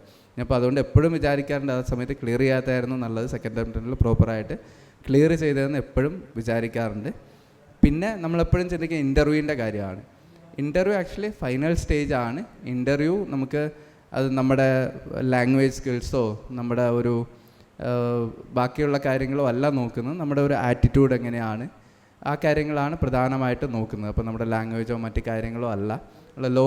Language knowledge actually first and second സ്റ്റേജിൽ നമ്മൾ ഓൾറെഡി നോക്കുന്നുണ്ടാവും. ഇൻ്റർവ്യൂ ആകുമ്പോഴത്തേക്ക് നമുക്ക് ഓൾറെഡി അതൊരു പ്രിപ്പറേഷനിലായിട്ടുള്ള കണ്ടൻറ്റ് നമുക്ക് ഓൾറെഡി കിട്ടിയിട്ടുണ്ടാവും. കൂടാതെ തന്നെ നമുക്ക് കുറച്ചൊരു പ്രാക്ടീസൊക്കെ ചെയ്ത് കഴിഞ്ഞാൽ നമുക്കത് ഇമ്പ്രൂവ് ചെയ്യാൻ പറ്റും. ബാക്കി നമുക്ക് ഒരുപാട് ഈ പ്രസൻറ്റേഷൻ സ്കിൽസൊക്കെ ഒരു പരിധിക്കപ്പുറം നമുക്ക് ഇമ്പ്രൂവ് ചെയ്യാൻ സാധിക്കും എത്രത്തോളം ശ്രമിച്ചാലും. പക്ഷെ നമുക്ക് കൂടുതൽ ചോദിക്കുന്ന ക്വസ്റ്റ്യൻസ് കുറേയൊക്കെ നോക്കാൻ പറ്റും. നമ്മൾ സെൽഫായിട്ടുള്ള ഇൻട്രൊഡക്ഷൻ, പിന്നെ കറണ്ട് അഫയേഴ്സുമായിട്ട് ബന്ധപ്പെട്ട കാര്യങ്ങൾ പരമാവധി നമ്മൾ പ്രിപ്പയർ ചെയ്യുക പരമാവധി. പിന്നെ മോക്കായിട്ടുള്ള ഇൻ്റർവ്യൂസ് എടുക്കാൻ പറ്റും. പിന്നെ നമ്മൾ തന്നെ ഇപ്പം മൊബൈലിൽ റെക്കോർഡ് ചെയ്തിട്ട് അത് ചെയ്യാൻ പറ്റും, അല്ലെങ്കിൽ ഫ്രണ്ട്സിനെ വെച്ചിട്ട് മോക്ക് ഇൻ്റർവ്യൂസ് എടുത്തിട്ട് അതിൻ്റെ ഫീഡ്ബാക്ക്സ് എടുക്കുക. ഏറ്റവും ബെസ്റ്റ് നമുക്കൊരു നല്ലൊരു ടീം ഉണ്ടായിക്കഴിഞ്ഞാൽ അത് തന്നെ ആയിരിക്കും നല്ലൊരു എഫക്റ്റീവായിട്ടുള്ളൊരു മെത്തേഡായിട്ട് ഉണ്ടാവുക. Hello, sir. My question is solely related to service, not on the basis of preparation. ഒന്നാമത്തെ ക്വസ്റ്റ്യൻ എന്താ വെച്ചാലും സാറിന് ഈ സർവീസ് എന്നുള്ളതിലുപരി എന്തെങ്കിലും പൊളിറ്റിക്കൽ പ്രഷർ ഫേസ് ചെയ്യാറുണ്ടോ എന്നുള്ളതാണ്. ഇപ്പോൾ ഞാനൊരു എക്സാമ്പിൾ പറയുകയാണെങ്കിൽ ഒരു സിവിൽ സർവീസ് ഓഫീസർ ആൾക്കൊരു ഇനീഷ്യേറ്റീവ് അല്ലെങ്കിൽ ഒരു ഡിസിഷൻ ഓറിയൻറ്റഡ് ആയിട്ട് കോർട്ട് ഓർഡറും വരുന്നുണ്ട്, അതേപോലെ ഗവൺമെൻറ് ഓർഡറും വരുന്നുണ്ട്. സോ രണ്ടും ഇമ്പോർട്ടൻ്റ് ആണ്. ബേസിക്കലി നമ്മളെല്ലാം ചിന്തിക്കുന്നത് കോർട്ട് ഓർഡറാണ് ഇമ്പോർട്ടൻ്റ് എന്നുള്ളതാണ്. പക്ഷേ നമ്മളെന്തായാലും ഗവൺമെൻറ് എന്താണ് പറയുന്നത് അതും നമ്മൾ ലിസൺ ചെയ്യണമല്ലോ. സോ ഞാനൊരു എക്സാമ്പിൾ കേട്ടതാണ്, അങ്ങനെ കോർട്ട് ഓർഡർ ഫേസ് ചെയ്തിട്ട് മീൻസ് അത് അനുസരിച്ചിട്ടുള്ള ഒരു ഓഫീസറിന് പിന്നീട് ഒരു ട്രാൻസ്ഫറാണ് ഞാൻ ഇൻഫർമേഷനായിട്ട് ഞാൻ കേട്ടിട്ടുള്ളത്. ഞാൻ എത്രത്തോളം സത്യമുണ്ട് എന്നുള്ളത് എനിക്കറിയില്ല. ഇതൊക്കെ ഒരു പൊളിറ്റിക്കൽ പ്രഷറിൻ്റെ ഭാഗമായിട്ടുള്ളൊരു കാര്യമാണെന്നാണ് ഞാൻ മനസ്സിലാക്കിയിട്ടുള്ളത്. സോ ഇത്തരത്തിലുള്ള എക്സ്പീരിയൻസസ് സാറിന് ഫേസ് ചെയ്യാറുണ്ടോ, അല്ലെങ്കിൽ സാർ എങ്ങനെയാണ് അതിനെ ഓവർകം ചെയ്യാറുള്ളത്? രണ്ടാമത്തെ ക്വസ്റ്റ്യൻ എന്താ വെച്ചാൽ, ഇപ്പോൾ ഒരു ആസ്പിറൻറ്റിന് ലൈക്ക് ഇന്ത്യൻ അഡ്മിനിസ്ട്രേറ്റീവ് സർവീസ് ആണ് താല്പര്യം എന്നുണ്ടെങ്കിൽ പോലും ആൾക്ക് ലോ ആൻഡ് മെയിൻ്റനൻസിന് ലോ ആൻഡ് ഓർഡർ എന്നുള്ളൊരു സർക്കിളിലും ഒരുപാട് പിന്നെ പ്രവർത്തിക്കണം എന്നുണ്ട്. അതായത് ഇപ്പോൾ സേഫ്റ്റി മെഷേഴ്സ് റിലേറ്റഡ് ആയിട്ടാണെങ്കിലും ഇപ്പോൾ പോലീസ് സർവീസിലാണല്ലോ ഇതിന് ഏറ്റവും കൂടുതലും റെസ്പോൺസിബിലിറ്റി. അപ്പോൾ ഒരു IAS ഓഫീസറിന് ഇതിൽ എത്രത്തോളം റോൾ ഉണ്ട്, അല്ലെങ്കിൽ അവരത് അതിലെത്രത്തോളം ഇൻവോൾവ് ചെയ്യുന്നുണ്ട് എന്നുള്ളതാണ്. ഓക്കെ, പ്രധാനമായിട്ട് ലാസ്റ്റ് ക്വസ്റ്റ്യൻ വെച്ചിട്ട് ഞാൻ പറയാം. എനിക്ക് ആക്ച്വലി പോലീസായിരുന്നു ഏറ്റവും ഇഷ്ടമായിട്ടുണ്ടായിരുന്നത്. പക്ഷേ നമ്മൾ സർവീസിൻ്റെ ഓപ്ഷൻ കൊടുക്കുമ്പോഴത്തേക്ക് നമ്മൾ നോർമൽ ഒരു പാറ്റേൺ ഉണ്ടാവും, IAS IPS. അപ്പോൾ ആ ഒരു പാറ്റേൺ വെച്ചിട്ടാണ് ഞാനും കൊടുത്തത്. പക്ഷേ എനിക്ക് പോലീസ് ഒരുപാട് ഇൻട്രസ്റ്റ് ഉള്ളൊരു ഫീൽഡായിരുന്നു. പിന്നെ പക്ഷേ സർവീസിൽ കയറിയതിന് ശേഷം അപ്പം ആക്ച്വലി IAS എന്ന് പറഞ്ഞാൽ എല്ലാ ഫീൽഡിലും വർക്ക് ചെയ്യാനുള്ള ഇതുണ്ടാവും, ഓപ്പർച്യൂണിറ്റി ഉണ്ടാവും. ഇപ്പോൾ സബ് കളക്ടർ ആയിരിക്കുമ്പോഴത്തേക്ക് നിങ്ങൾക്കിപ്പം SDM കോഡ്സ് ഉണ്ടാവും, അല്ല ലോ ആൻഡ് ഓർഡർ വിഷയങ്ങൾ വരുമ്പോഴത്തേക്ക് അതിൽ പോകാൻ സാധിക്കും. ഇപ്പോൾ ഈവൻ കളക്ടർ ആയിരിക്കുമ്പോഴും ഡിസ്ട്രിക്ട് മജിസ്ട്രേറ്റിൻ്റെ റോളുണ്ട്, പക്ഷേ ഡയറക്റ്റ്ലി പോകാനുള്ള സമയമൊന്നും ഉണ്ടാവില്ല. ബട്ട് സ്റ്റിൽ ലോ ആൻഡ് ഓർഡറുമായിട്ട് ബന്ധപ്പെട്ട് ഒരുപാട് കാര്യങ്ങൾ ചെയ്യാൻ പറ്റും. സോ അപ്പം പോലീസിൽ കയറിക്കഴിഞ്ഞാൽ പോലീസുമായിട്ട് ബന്ധപ്പെട്ട കാര്യങ്ങളാണ് കൂടുതലായിട്ട് വരിക. പക്ഷേ ഇതിൽ കയറുമ്പോഴത്തേക്ക് പോലീസിൻ്റെ റോളും നമുക്ക് ചെയ്യാനുള്ള ഒരു ഓപ്പർച്യൂണിറ്റി ഉണ്ടാവും. പിന്നെ മറ്റ് കാര്യങ്ങളും കൂടെ നമുക്ക് ഇൻട്രസ്റ്റ് ആയിട്ടുള്ള ഫീൽഡിൽ ചെയ്യാനുള്ള ഒരു ഓപ്പർച്യൂണിറ്റിയും കൂടെ ഉണ്ടാവും. അപ്പം അതുകൊണ്ട് പിന്നീട് എനിക്ക് ആ ഒരു റിഗ്രറ്റൊന്നും ഉണ്ടായിട്ടില്ല. കാരണം നമ്മൾ ഒരുപാട് കാര്യങ്ങൾ, ഇപ്പം എനിക്ക് തന്നെ ഒരു എക്സ്പീരിയൻസ് ഉണ്ടായത്, നമ്മളിപ്പോൾ ഒറ്റപ്പാലത്ത് സബ് കളക്ടറായിരുന്നു. അപ്പം ആ ഒരു സമയത്തായിരുന്നു നമ്മൾ അട്ടപ്പാടിയിലൊരു മാവോയിസ്റ്റിൻ്റെ എൻകൗണ്ടർ വെച്ചിട്ട് 3 പേര് മരണപ്പെട്ടത്. അപ്പം അങ്ങനത്തെ വലിയ ഇൻസിഡൻസ് ഒക്കെ നടക്കുമ്പോഴത്തേക്ക് അതിൻ്റെ ഇൻക്വസ്റ്റ് നടപടി ചെയ്യുന്നത് സബ് കളക്ടറാണ്. ഇൻക്വസ്റ്റ് എന്ന് പറഞ്ഞാൽ നമ്മൾ പോസ്റ്റ്മോർട്ടം ചെയ്യുന്ന പോലെ തന്നെ ഇൻക്വസ്റ്റ് ഒരാൾ ഒരു ഡൗട്ട്ഫുള്ളായിട്ടുള്ള സിറ്റുവേഷനിൽ മരിച്ചു കഴിഞ്ഞാൽ അതിൻ്റെ സറൗണ്ടിങ്സ് ആയിട്ടുള്ള കാര്യങ്ങൾ പരിശോധിച്ചിട്ട് അത് റെക്കോർഡിക്കലാക്കുക എന്നുള്ളതാണ് ഇൻക്വസ്റ്റ് എന്നുള്ളത്. അത് ഏത് മരണം നടന്നാലും ചെയ്യാറുണ്ട്, പോലീസ് തന്നെ ചെയ്യാറുണ്ട്. പക്ഷേ എന്തെങ്കിലുമൊക്കെ സ്പെഷ്യലായിട്ടുള്ള ഒക്കേഷൻസ് വന്നു കഴിഞ്ഞാൽ പോയിട്ട് ചെയ്യാറുണ്ട്. അപ്പോൾ ആ സമയത്ത് ഞാനായിരുന്നു പോയിരുന്നത്. ആ ഒരു ആക്ച്വലി നമ്മൾ ആ ഒരു സ്റ്റേറ്റിൻ്റെ ഒരു ഹിസ്റ്ററി എടുത്തു വെച്ചാൽ ഒരു 3 പേര് ഒരുമിച്ച് ഒരു പോലീസ് ഫയർ എക്സ്ചേഞ്ചുമായിട്ട് ബന്ധപ്പെട്ട് മരണപ്പെടുന്ന ആദ്യമായിട്ട് തന്നെയായിരുന്നു. അപ്പോൾ ആ സമയത്ത് പോയപ്പോഴത്തേക്ക് നല്ലൊരു എക്സ്പീരിയൻസ് തന്നെയായിരുന്നു. പക്ഷെ ആ പോയപ്പോഴത്തേക്കും നമ്മൾ അന്ന് പോയപ്പോഴത്തേക്കും ഒരു ഡിഫറെൻ്റ് ആയിട്ടുള്ള ഒരു എക്സ്പീരിയൻസ് ആയിരുന്നു ഉണ്ടായത്. ഏകദേശം നമ്മൾ രാവിലെ സ്റ്റാർട്ട് ചെയ്ത് ഒരു 5 കിലോമീറ്റർ ഫോറസ്റ്റിൽ ട്രക്ക് ചെയ്തിട്ട് വേണം ആ ഒരു സ്ഥലത്ത് എത്താൻ പറ്റുക.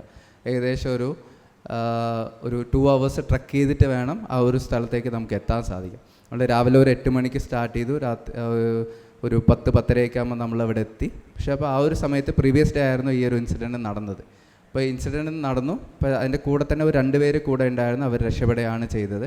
പക്ഷേ നമ്മളവിടെ പോയി ഏകദേശം ഒരു അരമണിക്കൂർ കഴിഞ്ഞ് ബേസിക് ആയിട്ടുള്ള ചെക്കിങ് കഴിഞ്ഞതിന് ശേഷം അപ്പോൾ അപ്പുറത്ത് നിന്ന് കുറച്ച് ഫയറിങ് ഉണ്ടായത്. അപ്പോൾ നോക്കുമ്പോഴത്തേക്ക് അവിടുത്തെ ഫോറസ്റ്റ് എന്ന് പറഞ്ഞാൽ നമ്മൾ കേരളത്തിലെ ഫോറസ്റ്റ് എന്ന് പറഞ്ഞാൽ ഡെൻസ് ആയിട്ടുള്ള ഫോറസ്റ്റ് ആയിരിക്കും. അപ്പോൾ അപ്പുറത്ത് ഒരാൾ നിന്നാൽ പോലും കാണാൻ പറ്റാത്ത ഒരു സാഹചര്യത്തിലാണ് ഫോറസ്റ്റ് ആയിട്ട് ഉണ്ടാവുക. അപ്പോൾ ആ ഒരു സമയത്ത് നമ്മൾ പെട്ടെന്ന് എല്ലാവരും അവിടെ തന്നെ കിടക്കുകയാണ് ചെയ്തത്. ആ പ്രോട്ടോകോൾ പ്രകാരം ഏകദേശം 2 മണിക്കൂറോളം അതേ ഒരു പൊസിഷനിൽ എല്ലാവരും അവിടെ നിന്നു. വലിയ പോലീസ് ഫോഴ്സ് ഏകദേശം 100 പേർ ഉൾപ്പെട്ട വലിയൊരു ടീമായിട്ടാണ് പോകുന്നത്. അപ്പോൾ ആ ഒരു സിറ്റുവേഷൻ ഒന്നാമത് അങ്ങനത്തെ ഒരു ഇൻക്വസ്റ്റ് തന്നെ ഒരു റെയർ ആയിട്ടുള്ള ഒരു ഓപ്ഷനായിരുന്നു. പിന്നെ ഇതുപോലത്തെ ഒരു സിറ്റുവേഷനും റെയർ ആയിട്ടുള്ള ഒരു ഓപ്ഷനായിരുന്നു. പിന്നെ അതിന് ശേഷം ഏകദേശം 1 മണിയോട് കൂടിയിട്ട് അവിടെ സേഫ് ആണോ എന്നുള്ള സിറ്റുവേഷൻ ഡിസൈഡ് ചെയ്യേണ്ടത് അത് STMനുള്ള തീരുമാനമായിരുന്നു. പോലീസിന് ഫുള്ളായിട്ട് പറയാൻ പറ്റില്ലായിരുന്നു. കാരണം അവിടെ ഒരാളും കൂടെ ആ ഒരു പോലീസ് ഫയറിംഗ് എക്സ്ചേഞ്ചിൽ മരണപ്പെടുകയാണ് ഉണ്ടായി. അതിനുശേഷം ബാക്കി ഉണ്ടായിരുന്ന ഒരാൾ എവിടെയാണെന്നുള്ളത് അറിയില്ലായിരുന്നു. അപ്പോൾ ഡിസിഷൻ എടുക്കേണ്ടത് STMൻ്റെ റോളായിരുന്നു. അപ്പോൾ ഡിസിഷൻ എടുത്തിട്ട് ഇൻക്വസ്റ്റുമായിട്ട് മുന്നോട്ട് പോകാമെന്ന് പറഞ്ഞ് ഡിസൈഡ് ചെയ്യും. രാത്രി ഏകദേശം 6 മണി 7 മണി ആകുമ്പോൾ കഴിഞ്ഞിട്ടാണ് തിരിച്ച് വരുന്നത്.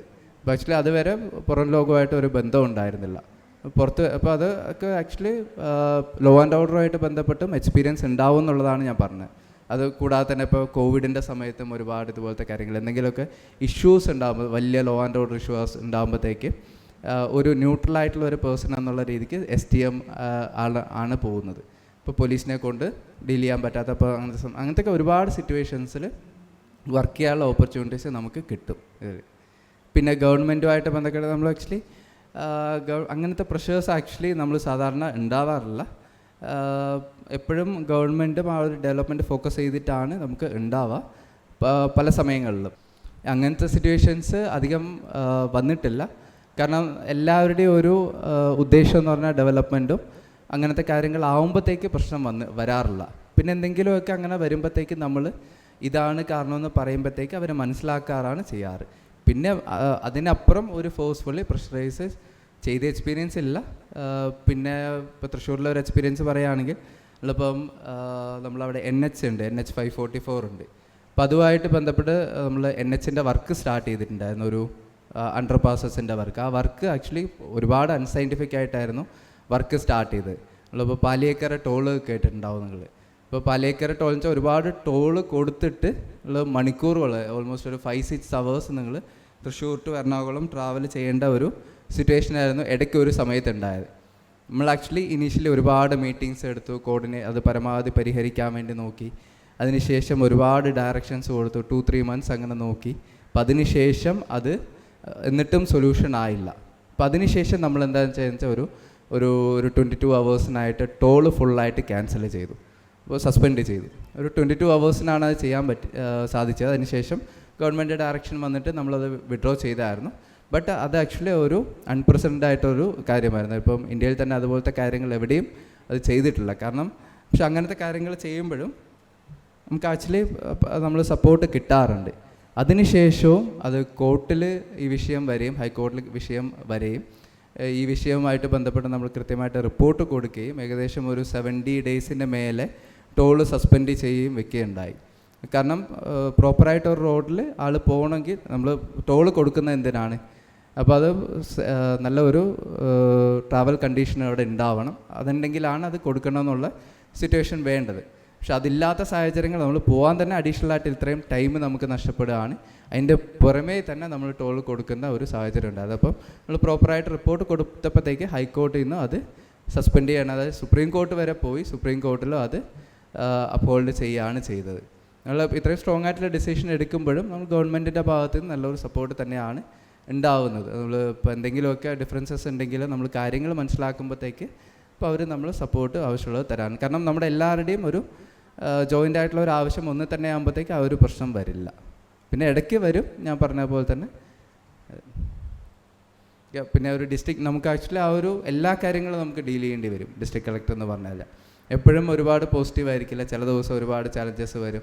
ഇങ്ങനത്തെ കാര്യങ്ങളുടെ ഇടയ്ക്ക് ഒരു അൺഎക്സ്പെക്റ്റഡ് ആയിട്ടായിരിക്കും. ചിലപ്പോൾ സീനിയർ ഓഫീസേഴ്സിൻ്റെ അടുത്ത് നമുക്ക് അൺഎക്സ്പെക്റ്റഡ് ആയിട്ടുള്ള കാര്യങ്ങൾ വരും. അപ്പോൾ അത് ഒക്കെ മാനേജ് ചെയ്ത് പോകേണ്ടി വരും. പക്ഷേ എനിക്ക് മനസ്സിലായത് ഇതിൻ്റെ ഒരു രസം എന്ന് പറഞ്ഞു കഴിഞ്ഞാൽ അത് തന്നെയാണ്. ഓരോ ദിവസം ചിലപ്പോൾ അൺപ്രഡിക്റ്റബിൾ ആയിരിക്കും. നമുക്ക് എപ്പോഴും ഓരോ ദിവസം പ്ലാൻ ചെയ്ത പോലെ പോവുകയാണെങ്കിൽ ഒരു രസം ഉണ്ടാവില്ല. ഒരു ചലഞ്ചസ് ചിലപ്പം അത് കൈവിട്ട് പോകുമ്പോഴത്തേക്ക് ഭയങ്കര ബുദ്ധിമുട്ടായിരിക്കും. സ്ട്രെസ്ഡ് ആയിട്ടുള്ള സിറ്റുവേഷൻ അധികം വരാറില്ല, എന്നാലും പക്ഷേ നല്ലതായിട്ട് ആണ് പോകുന്നത്. ഞാനൊരു രക്ഷിതാവാണ്. എനിക്ക് വേണ്ടിയല്ല ഞാൻ ചോദിക്കുന്നത്, എൻ്റെ മകൾക്കും കുട്ടികൾക്കും വേണ്ടിയാണ് ചോദിക്കുന്നത്. സാറ് വളരെ യങ്ങായ ഒരു കളക്ടറാണ്. അപ്പോൾ നമ്മളെ തൃശ്ശൂരിൻ്റെ കൾച്ചറൽ ഹെറിറ്റേജ് സിറ്റിയിലാണ് സാർ ഇപ്പം വർക്ക് ചെയ്യുന്നത്.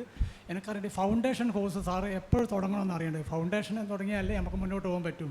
സാറ് ഇവിടെ എത്തിയ ഗൈഡ് ലൈൻസ് സാറ് പറഞ്ഞു, സാറ് ഓപ്ഷനും പറഞ്ഞു. സാർ മലയാളം ഓപ്ഷൻ എടുത്താൽ എത്രത്തോളം എളുപ്പത്തിൽ അവിടെ എത്താൻ പറ്റും?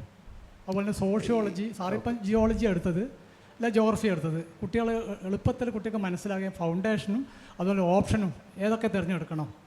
ഓക്കെ, അത് ഏത് തലത്തിൽ തുടങ്ങണമെന്നോ? സ്കൂൾ തലത്തിൽ അല്ലെ കോളേജ് തലത്തിൽ തുടങ്ങണമെന്നാണോ ഉദ്ദേശിച്ചത്? ഓക്കെ, സാധാരണ ഇപ്പം ഇത് നമ്മൾ സിവിൽ സർവീസ് കയറി ഓരോരുത്തരുടെ എടുത്ത് നോക്കിക്കഴിഞ്ഞാൽ ഓരോരുത്തരുടെ സ്റ്റോറി ഡിഫറെൻ്റ് ആയിരിക്കും. ഇത് എൻ്റെ സ്റ്റോറി ആണെങ്കിൽ വേറെ ആൾക്കാരുടെ സ്റ്റോറി എൻറ്റയർലി ഡിഫറെൻ്റ് ആയിരിക്കും. അതാണ് ഇതിൻ്റെ ഒരു പ്രത്യേകത സിവിൽ സർവീസിൻ്റെ. അപ്പോൾ ചിലർ ആക്ച്വലി സ്കൂൾ തലത്തിൽ തന്നെ പ്രിപ്പയർ ചെയ്ത് വന്നിട്ടുണ്ടാകും. കോളേജ് കഴിഞ്ഞ് ആ ഇയർ തന്നെ എക്സാം എഴുതി ക്ലിയർ ചെയ്യുന്നവരുണ്ട്. അത്രയും ഒരുപാട് എങ്ങായിരിക്കുമ്പോൾ തന്നെ പ്ലാൻ ചെയ്തിട്ട്. പിന്നെ ചിലർ നോക്കുകയാണെങ്കിൽ ഒരുപാട് ലാസ്റ്റ് അറ്റംപ്റ്റിലൊക്കെ ക്ലിയർ ചെയ്യുന്നവരുണ്ട്. പിന്നെ നോക്കുകയാണെങ്കിൽ ഒരുപാട് സ്റ്റോറീസ് ഉണ്ടാവും. പക്ഷെ എനിക്കൊരു മനസ്സിലായത് വെച്ചിട്ട് നമ്മൾ സ്കൂൾ ടൈമും കോളേജ് ടൈമെന്ന് വെച്ചാൽ നമ്മൾ അതിനായിട്ടും കൂടെ സ്പെൻഡ് ചെയ്യേണ്ട ഒരു സമയമാണ്. ആ സമയം നമുക്ക് ഒരിക്കലും കിട്ടില്ല. അപ്പോൾ ആ സമയം നമ്മൾ സ്കൂളിലാണെങ്കിലും കോളേജിലാണെങ്കിലും അത് നല്ലോണം പഠിക്കുകയാണെങ്കിൽ അത് ഇൻഡയറക്റ്റ്ലി ഇതിനായിട്ട് നമുക്ക് ഹെൽപ്ഫുൾ ആവും എന്നുള്ളതാണ് എനിക്ക് മനസ്സിലാകുന്നത്. സ്കൂൾ കഴിഞ്ഞാണെങ്കിൽ നല്ലൊരു ഡിഗ്രി കോഴ്സിന് ജോയിൻ ചെയ്യുക, പ്രോപ്പറായിട്ട് നല്ല എൻട്രൻസസ് ഒക്കെ എഴുതിയിട്ട് നല്ല കോളേജസിലും നല്ല ഡിഗ്രീസിലൊക്കെ ജോയിൻ ചെയ്യുമ്പോഴത്തേക്ക് നമ്മൾ ഇൻഡയറക്റ്റ്ലി നമ്മുടെ ആ ഒരു ക്യാപ്പബിലിറ്റി ഇമ്പ്രൂവ് ചെയ്യുകയാണ്. ചെറുതായിരിക്കുമ്പോൾ തന്നെ ഇത് പഠിക്കണമെന്നാലും ബേസിക് ആയിട്ടുള്ള റീഡിങ്, ന്യൂസ് പേപ്പേഴ്സ് അങ്ങനത്തെ കാര്യങ്ങൾ മാത്രം ചെയ്യുന്നതായിരിക്കും നല്ലത്. കാരണം എക്സാമിനായിട്ട് പ്യുവർലി പഠിക്കുന്നത് അത്ര ഞാൻ സജസ്റ്റ് ചെയ്യാറില്ല. കാരണം ആ ഒരു സമയത്ത് ആവശ്യമില്ലാത്ത സ്ട്രെസ്സാവും. പിന്നെ വരുമ്പോഴത്തേക്ക് ആ ഒരു പാറ്റേൺ ആവണമെന്നില്ല. പിന്നെ നമുക്കെപ്പോഴും നല്ലൊരു ഡിഗ്രിയും കൂടെ കയ്യിൽ വേണം, നല്ലൊരു ഡിഗ്രിയും. അപ്പോൾ അത് അങ്ങനെ പഠിക്കുമ്പോഴത്തേക്ക് നമ്മൾക്ക് ഇൻഡയറക്റ്റ്ലി അത് ഹെൽപ്ഫുള്ളാവും. പിന്നെ ഓപ്ഷണലിൻ്റെ കാര്യം 2-3 കാര്യങ്ങൾ നോക്കിയിട്ടാണ് തീരുമാനിക്കുന്നത്. അപ്പം പ്രത്യേകമായിട്ടും ഇൻട്രസ്റ്റ് നമുക്ക് നോക്കണം, ആ ഒരു സബ്ജക്റ്റിനോടുള്ള ഇൻട്രസ്റ്റ്. കാരണം അത് ഡീറ്റെയിൽഡായിട്ട് പഠിക്കേണ്ട വിഷയമാണ്. നമുക്ക് ആ ഒരു ഫീൽഡിൽ അപ്പം അത്രയും പഠിക്കണമെങ്കിൽ അതിൻ്റെ ഒരു ഇൻട്രസ്റ്റ് വേണം. രണ്ടാമത്തെ കാര്യം എന്ന് പറഞ്ഞാൽ നമുക്ക് എന്തെങ്കിലുമൊക്കെ മെൻറ്റേഴ്സോ അല്ലെങ്കിൽ റിസോഴ്സസ്, മെറ്റീരിയൽസ് അതുപോലത്തെ കാര്യങ്ങൾ എന്തായാലും വേണം. പിന്നെ മൂന്നാമത്തെ കാര്യം അത് മാർക്ക് കിട്ടുന്നുണ്ടോ എന്നുള്ളത്. ഇപ്പോൾ കഴിഞ്ഞ പ്രീവിയസ് ആയിട്ടുള്ള ഒരു 3-4 ഇയേഴ്സിൽ ആ ഒരു റിസൾട്ട് എങ്ങനെ ഉണ്ടെന്നും കൂടെ നോക്കിയിട്ട് ഈ 3 കാര്യങ്ങൾ നോക്കിയിട്ടാണ് ഓപ്ഷണൽ സെലക്ട് ചെയ്യുക. സാറിന് ഇപ്പോഴത്തെ പാറ്റേൺ എനിക്ക് എങ്ങനെയാണെന്ന് എനിക്കറിയില്ല. അപ്പോൾ ആ ഒരു സമയത്ത് ആ ഒരു കാര്യങ്ങൾ ഇതൊക്കെ നോക്കിയിട്ടാണ് ഞാൻ ചെയ്തത്. അതിലിപ്പം ജോഗ്രഫിക്കായിട്ടുള്ള പ്രത്യേക ക്ലാസ്സിന് ഞാൻ പോയിട്ടുണ്ട്. ക്ലാസ്സിന് പോകുന്നതുകൊണ്ടും ഫുള്ള് ക്ലാസ് കൊണ്ട് കിട്ടില്ല, അത് ചെറിയൊരു ഗൈഡൻസ് മാത്രമാണ് ഇപ്പോൾ ക്ലാസ്. പിന്നെ ആ സമയത്ത് കുഴപ്പമില്ലാത്തൊരു സ്കോറിംഗ് ആയിരുന്നു. പിന്നെ എനിക്ക് ഇൻട്രസ്റ്റും ഉണ്ടായിരുന്നു. ഈ കാര്യങ്ങൾ വെച്ചിട്ടാണ് ഞാൻ ആ ഓപ്ഷൻ തിരഞ്ഞെടുത്തത്. ഇപ്പോഴത്തെ പാറ്റേൺ എനിക്കറിയില്ല. ഇപ്പം പ്രിപ്പയർ ചെയ്യുന്നവരോട് ചോദിച്ചാലാണ് കൃത്യമായിട്ട് അറിയുക. അത് ഇപ്പം റിസൾട്ട് ക്ലിയർ ചെയ്തിട്ട് കയറിയവരോടാണ് കൃത്യമായിട്ട്, റിസൾട്ട് ക്ലിയർ ചെയ്തവർക്കാണ് കൃത്യമായിട്ട് അത് അറിയുക. ഇത് പലപ്പോഴും എക്സ്പീരിയൻസ് സീനിയർ ഓഫീസേഴ്സ് പറയുമ്പോഴത്തേക്ക് നമ്മൾ പഴയ കഥയെ പറയുമ്പോഴത്തേക്ക് ഇപ്പോൾ ഒരുപാട് ചേഞ്ച് വന്നിട്ടുണ്ടാവും. അപ്പോൾ അത് ഏറ്റവും ബെസ്റ്റ് ഇപ്പോൾ പ്രിപ്പയർ ചെയ്യുന്നവർ, ഇപ്പോൾ ഫീൽഡിലുള്ളവരാണ് ഇതിനെക്കുറിച്ച് കൃത്യമായിട്ട് അറിയുന്നുണ്ടാവും. Good evening sir. First of all, ഇങ്ങനെ ഒരു ഡൗൺ ടു എർത്ത് ആയിട്ടുള്ള ഒരു പേഴ്സണാലിറ്റി ഉള്ള ഒരു IAS ഓഫീസറെ ഇങ്ങനെ ഒരു സെഷനിൽ കണ്ടതിൽ വളരെ സന്തോഷം. Hats off to you sir. Thank you. And as a teacher I want to ask a very general question. ഇപ്പോൾ എല്ലാ കുട്ടികളും നീറ്റും കീമും എത്രത്തോളം ഡിമാൻഡ് കുറഞ്ഞാലും കൂടിയാലും അതിൽ തന്നെ ഫോളോ ചെയ്തുകൊണ്ടിരിക്കുകയാണ്. ഡിക്ലൈനിങ് ജോബ്സ് ഉണ്ട്, ഡിമാൻഡിങ് ആയിട്ടുള്ളതുണ്ട്. But still the students are just having a drive for such certain technical courses. But we want to develop some IAS officer, at least 2 from an institution each year. ഒരു 2 IAS കാര്യമോ നമ്മുടെ സ്കൂളൊന്ന് കൊണ്ടുവരണം എന്ന ആഗ്രഹമുണ്ട്. I am from Manakkad government higher secondary school, Trivandrum. But the students are not ready to come forward, just saying that it is a very tiring session. We will not be able to follow even if we trench into the path. So do you have any suggestion as a teacher, what can we do to develop such minds, young minds, sir? Okay, ഇതിൽ actually പറഞ്ഞത് civil സർവീസിൻ്റെ കാര്യം ഏത് ഫീൽഡായാലും നമുക്ക് സ്വന്തമായിട്ട് interest ആയിട്ട് വരണം എന്നുള്ളതാണ് ആദ്യത്തെ ഒരു കാര്യം. അത് ചിലപ്പോൾ ഞാൻ പറഞ്ഞ പോലെ ഇപ്പം ഡിഗ്രി കഴിഞ്ഞിട്ടായിരിക്കും വരുന്നുണ്ടാവുക. പലപ്പോൾ എനിക്കൊക്കെ ആണെങ്കിൽ ഒരു സമയത്ത് ഇപ്പോൾ ആ ജോബ് ചെയ്തുകൊണ്ടിരുന്ന സമയത്തായിരിക്കും വരാതെ.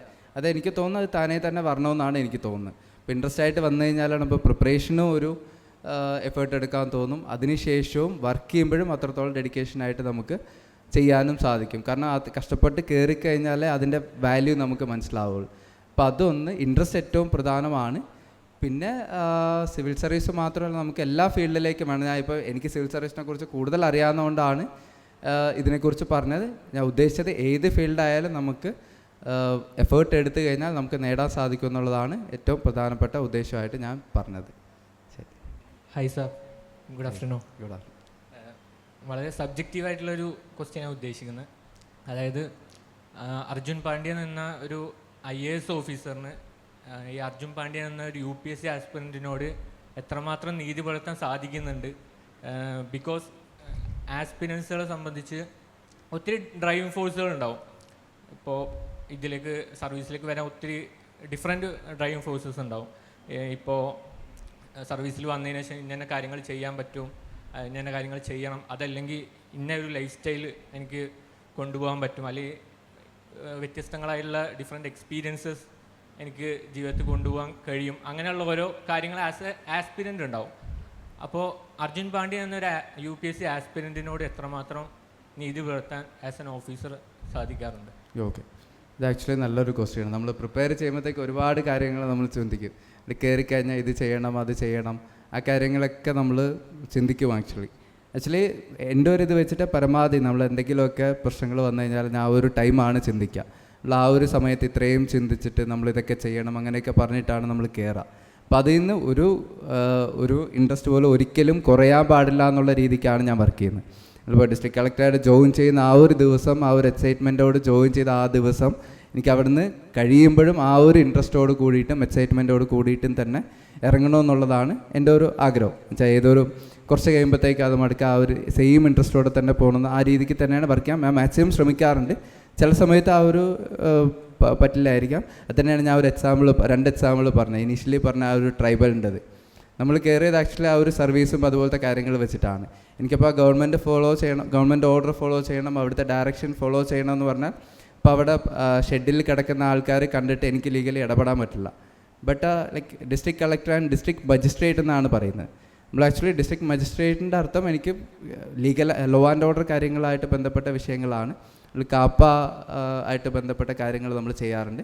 അതിന് പുറമേ തന്നെ നമുക്കില്ലാത്ത എന്താണോ പവേഴ്സ് എവിടെയും കാണാത്തത് ആക്ച്വലി ഈ ഡിസ്ട്രിക്ട് മജിസ്ട്രേറ്റ് ഡെഫിനേഷൻ്റെ അകത്ത് വരും. ഞാനിപ്പോൾ ആ ഒരു പൊസിഷൻ അവർക്കിപ്പം ഷെഡിലാണ് താമസിക്കുന്നത്, ഗവൺമെൻറ് ഓർഡർ ഉണ്ട്, പക്ഷെ എന്നാൽ അതിൽ സ്റ്റേ ഉണ്ടെങ്കിലും അപ്പോൾ അവർക്ക് ബേസിക് ആയിട്ടുള്ള ഫെസിലിറ്റീസ് എൻഷുർ ചെയ്യേണ്ട ഡിസ്ട്രിക്ട് മജിസ്ട്രേറ്റ് എന്നുള്ള തലത്തിൽ എനിക്കത് ഉത്തരവാദിത്തമാണ്. അപ്പോൾ ആ ഒരു പവേഴ്സ് വെച്ചിട്ട് ഞാൻ അത് ചെയ്തു. പക്ഷേ അതിന് ഒരുപാട് പ്രശ്നങ്ങളുണ്ട്. പക്ഷെ അത് അങ്ങനെ ഒരു സാഹചര്യത്തിൽ അവിടെ കിടക്കുമ്പോഴത്തേക്ക് നമ്മൾ ആ ഒരു കയറുമ്പോഴത്തേക്ക് നമ്മൾ ഒരുപാട് കാര്യങ്ങൾ ചിന്തിക്കാറുണ്ട്. അപ്പം ലോയിൽ ഓരോ പോയിൻറ്റ്സ് പറഞ്ഞിട്ട് നമ്മളത് ചെയ്യാതെ പോയി കഴിഞ്ഞാൽ അത് പറ്റില്ല. അപ്പോൾ അതാണ്. പിന്നെ അതുപോലെ തന്നെ ഞാൻ NH വിഷയവും പറഞ്ഞത് അതുപോലെ തന്നെയാണ്. ഇപ്പോൾ NH എന്ന് പറഞ്ഞാൽ ആക്ച്വലി ഒരു സെൻട്രൽ ഗവൺമെൻറ്റുമായിട്ട് ബന്ധപ്പെട്ട ഒരു സ്ഥാപനം തന്നെയാണ്. ഇപ്പം നാഷണൽ തന്നെ ഒരു മോസ്റ്റ് ഇൻഫ്ലുവൻഷ്യൽ ആയിട്ടുള്ള ഒരു സ്ഥാപനം തന്നെയാണ്. അപ്പോൾ നമ്മൾ ഹൈക്കോടതിയിൽ റിപ്പോർട്ട് കൊടുത്തു, അത് നമ്മൾ എന്താണോ കാണുന്നത് നമ്മൾ ചെയ്യാൻ സാധിക്കുന്നത് അതിൽ നിന്ന് ഒരിക്കലും ഡീവിയേറ്റ് ചെയ്യാൻ പാടില്ല എന്ന് തന്നെയാണ് ഞാൻ നോക്കുന്നത്. ഈ ഒരു 2 എക്സാമ്പിൾ ആക്ച്വലി ഞാൻ അതുമായിട്ട് ചേർന്ന് തന്നെയാണ് പോകുന്നതെന്നാണ് എനിക്ക് തോന്നുന്നത്. ഞാൻ പരമാവധി അത് ശ്രമിക്കാറുണ്ട്. ഇപ്പോൾ പലപ്പോഴും പലരും കേട്ടിട്ടുണ്ട്, നമ്മളിപ്പം ഓരോ കാര്യങ്ങൾ നമ്മളിപ്പോൾ കയറിക്കഴിഞ്ഞാൽ നമുക്ക് ഓരോ ഇല്ലാത്ത കാര്യങ്ങൾ അതിനെക്കുറിച്ചൊക്കെ ചിന്തിക്കാൻ പറ്റും. പക്ഷേ നമുക്ക് ഒരുപാട് കാര്യങ്ങൾ അപ്പം എൻ്റെ ആ ഒരു റിസൾട്ട് വന്ന ദിവസം ഇപ്പോഴും എനിക്ക് ഓർമ്മയുണ്ട്. നമ്മളിപ്പോൾ ആക്ച്വലി നമ്മൾ റൂം കിട്ടാതെ ഒരു അടുക്കള പോലത്തെ ഒരു സ്ഥലത്തായിരുന്നു റൂം കിട്ടിയത്. അപ്പോൾ ആ ഒരു രണ്ടാമത് വീട് മാറിയപ്പോഴത്തേക്കും അവിടെ തന്നെയായിരുന്നു താമസിച്ചുകൊണ്ടിരുന്നത്. അപ്പോൾ ആ ഒരു സമയത്ത് ആ റിസൾട്ട് വന്നപ്പം ഉള്ള ഒരു സിറ്റുവേഷനും അപ്പം അതിന് കഴിഞ്ഞിട്ടുള്ള ഒരു ചേഞ്ചും എപ്പോഴും ഞാൻ ചിന്തിക്കാറുണ്ട്. പെട്ടെന്നല്ല എഫേർട്ട് എടുത്തിട്ട് തന്നെയാണ്, പക്ഷെ ആ ഒരു ചേഞ്ച് ഉള്ളപ്പോഴും പിന്നിലുള്ള കാര്യങ്ങൾ ഒരിക്കലും മറക്കാതിരിക്കാൻ ഞാൻ നോക്കാറുണ്ട്. Sir good evening. 2 ക്വസ്റ്റ്യനാണ്. ഒന്ന് ജനറൽ, ഒന്ന് അല്ലാതെ. ഒന്ന് സർവീസ് സ്ട്രെസ് എങ്ങനെ മെയിൻറ്റെയിൻ ചെയ്യുന്നു എന്നാണ് ഒന്ന്. During preparation and while in service, like ഇപ്പം വൺ ഓഫ് ദി ബിഗ്ഗസ്റ്റ് ഫെസ്റ്റിവലാണ് Thrissur Pooram. So you conducted that to very successful. അപ്പോൾ the stress regarding. Second one regarding the ethics one. നമ്മളെപ്പോഴും എത്തിക്സ് എന്ന വാക്ക് കേൾക്കുമ്പം we correlate with corruption of course. ഇപ്പോൾ 2013 UPSC ഈ paper കൊണ്ടുവരുന്നത്, like to improve the integrity aptitude of the aspirants. So aspirants ആയിട്ട് നമ്മളെപ്പോഴും ഒരു സർവീസ് അല്ലെങ്കിൽ ഇതിനെ പഠിക്കുന്നതും സർവീസിൽ കയറുന്നതും രാജ്യത്തിന് നല്ലത്, സൊസൈറ്റിക്ക് നല്ലത് ചെയ്യണം. But even some proportion of the government servants എങ്കിലും ഈ കറപ്ഷൻ എന്ന ട്രാപ്പിലേക്ക് വീണു പോകും. So why does that happen despite all these efforts of ethics paper and all training? Thank you. Actually ഇപ്പം എന്താണെന്ന് വെച്ചാൽ ഞാൻ ഇപ്പം നിലവിൽ ചെയ്യുന്നതെന്ന് പറഞ്ഞാൽ അപ്പം സ്പോർട്സ് അതുപോലത്തെ ആക്ടിവിറ്റീസ് ഞാൻ ഇൻവോൾവ് ചെയ്യാറുണ്ട്. ഇപ്പോൾ എന്തായാലും ബേസിക് ആയിട്ടുള്ള ഒരു ഹാഫ് ആൻ അവർ എങ്കിലും എന്തെങ്കിലും ഒരു ഫിസിക്കൽ ആക്ടിവിറ്റി ഞാൻ ചെയ്യാറുണ്ട്. ഇപ്പോൾ റണ്ണിങ്, സൈക്ലിംഗ് അതുപോലത്തെ കാര്യങ്ങൾ എന്തെങ്കിലും ഒന്ന് ചെയ്യാറുണ്ട് ഔട്ട് ഓഫ് ഓഫീസ് അവേഴ്സ്. പിന്നെ അവിടെ പോയതിന് ശേഷം ഇതുപോലത്തെ നമുക്ക് ആ ഒരു ഫീൽഡ് ഇൻട്രസ്റ്റ് ആയതുകൊണ്ട് അത് നമുക്ക് പ്രൊമോട്ട് ചെയ്യാനും സാധിക്കുന്നുണ്ട്. ഇപ്പോൾ ഒരുപാട് ക്ലബ്സുമായിട്ട് ലിങ്ക് ചെയ്തുകൊണ്ട് നമ്മളിപ്പോൾ സൺഡേയ്സ് എന്തായാലും ഓടാൻ പോകും, പക്ഷെ ഒരു പ്രോഗ്രാമായിട്ട് ഓർഗനൈസ് ചെയ്തിട്ട് എല്ലാവരെയും ഓടാൻ വെക്കാനും സാധിക്കുന്നുണ്ട്. ആക്ച്വലി അതൊരു കാര്യമാണ് ഇപ്പം ഞാനിത് ചെയ്യുന്നത്. പിന്നെ ഓരോ കാര്യങ്ങൾ ഞാൻ ഇഷ്ടപ്പെട്ട് ചെയ്യാറുണ്ട്. ഇപ്പോൾ ഓരോ സ്ഥലത്ത് പോകുമ്പോഴും അത് ഇൻട്രസ്റ്റ് എടുത്തിട്ട് ഞാൻ അത് ചെയ്യാറുണ്ട്. അപ്പം വർക്കാണെങ്കിൽ നമ്മൾ പ്രയോറിറ്റൈസ് ചെയ്യാറുണ്ട്.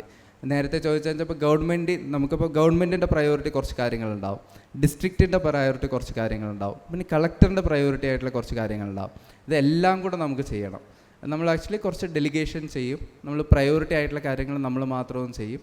അപ്പോൾ അത് ആക്ച്വലി അതൊന്ന് പ്ലാനിങ് അല്ല, പ്രോപ്പറായിട്ടൊന്ന് ഇത് ചെയ്ത് കഴിഞ്ഞാൽ നമുക്കൊന്ന് സാധിക്കും.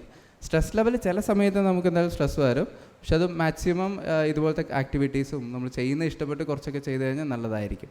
പിന്നെ പ്രിപ്പറേഷൻ്റെ ടൈമിൽ ഇതുപോലത്തെ എന്തെങ്കിലും ആക്ടിവിറ്റീസ് ഞാൻ ചെയ്യുമായിരുന്നു. കൂടാതെ തന്നെ നല്ലൊരു ടീം ഉണ്ടായിരുന്നു. ആ ടീം ഉണ്ടായിരുന്നപ്പോൾ തന്നെ നല്ലൊരു റിലാക്സേഷൻ ആയിരുന്നു. ഇടയ്ക്ക് ഫ്രീ ടൈം ഫുൾ ടൈമായിരുന്നു പഠിക്കല്ല, ഇടയ്ക്കൊന്ന് ഫ്രീ ആകുമ്പോഴത്തേക്കൊന്ന് പുറത്ത് പോകും എല്ലാവരുമായിട്ടും. അപ്പോൾ അങ്ങനത്തെ കാര്യങ്ങളായിട്ടുള്ള ഒരു മിക്സ് ആയിട്ടുള്ള ഒരു ടീമായിരുന്നു. അതുതന്നെ സ്ട്രെസ്ഫുൾ ആയിരുന്നു, പക്ഷെ എന്നാലും കമ്പാരിറ്റീവ്ലി മറ്റുള്ളവരെക്കാളും കുറച്ച് സ്ട്രെസ് കുറഞ്ഞ ഒരു ടൈമായിരുന്നു അത്. പക്ഷേ നമ്മൾ ആ ടീമിലുള്ള എല്ലാവരും അത് ഏകദേശം എല്ലാവരും ക്ലിയർ ചെയ്യാൻ സാധിച്ചു പല വർഷങ്ങളിലായിട്ട്. 2016 കുറച്ച് പേര് ക്ലിയർ ചെയ്തു, 17, 18 ആയിട്ട് കുറേ പേര് ഓൾമോസ്റ്റ് എല്ലാവരും ക്ലിയർ ചെയ്യാനും പറ്റി. അതിലുള്ള എത്തിക്സിൻ്റെ ആക്ച്വലി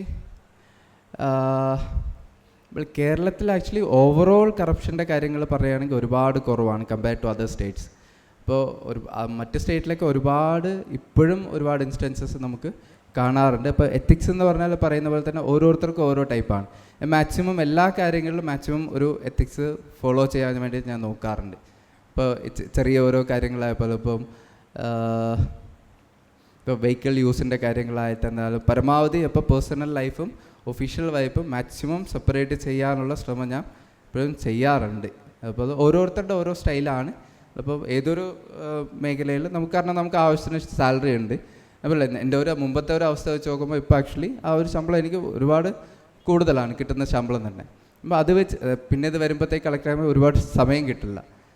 കൂടുതലും ഓഫീസിൽ തന്നെ ആയിരിക്കും, അതുമായിട്ട് ബന്ധപ്പെട്ട് തന്നെ ആക്ടിവിറ്റീസ് ആയിരിക്കും. പിന്നെ നമ്മൾ ഓരോരുത്തരുടെ ഓരോ സ്റ്റൈലാണ്. മാക്സിമം എല്ലാ സ്ഥലത്തും സ്വന്തമായിട്ടും എത്തിക്സ് അത് പ്രോപ്പറായിട്ട് ഫോളോ ചെയ്യാൻ, പുറത്തും അത് എത്തിക്സ് ഫോളോ ചെയ്യുന്നതായിട്ട് കാണിക്കാനും ഞാൻ കൂടെ ശ്രമിക്കാറുണ്ട് maximum. Thank you so much sir. ഇവിടെ ഇപ്പോൾ സിവിൽ സർവീസ് ആസ്പിറൻസ് ഉണ്ട്, ടീച്ചേഴ്സ് ഉണ്ട്, പേരൻസ് ഉണ്ട്. ഒരുപാട് പേർക്ക് ഒരുപാട് റെലവൻ്റ് ആയിട്ടുള്ള ചോദ്യങ്ങൾ സാറിനോട് ചോദിക്കാനുണ്ടായിരുന്നു. പലരും ചോദിച്ചു. ഇനിയും ഇവിടെ ചോദിക്കാൻ താല്പര്യമുള്ളവരുണ്ട്, പക്ഷേ നമുക്ക് ഈ സെഷൻ വൈൻഡപ്പ് ചെയ്യേണ്ടതായിട്ടുണ്ട്. Thank you so much. എന്തായാലും നല്ലൊരു സെഷനായിരുന്നു. എന്തെങ്കിലുമൊക്കെ ടേക്ക് ഓവർ ഉണ്ടെങ്കിൽ എന്തായാലും നല്ലതാണ്. എന്തായാലും എല്ലാവർക്കും ഓൾ ദ ബെസ്റ്റ്. പ്രിപ്പയർ ചെയ്യുക, മാക്സിമം ട്രൈ ചെയ്യുക. Thank you.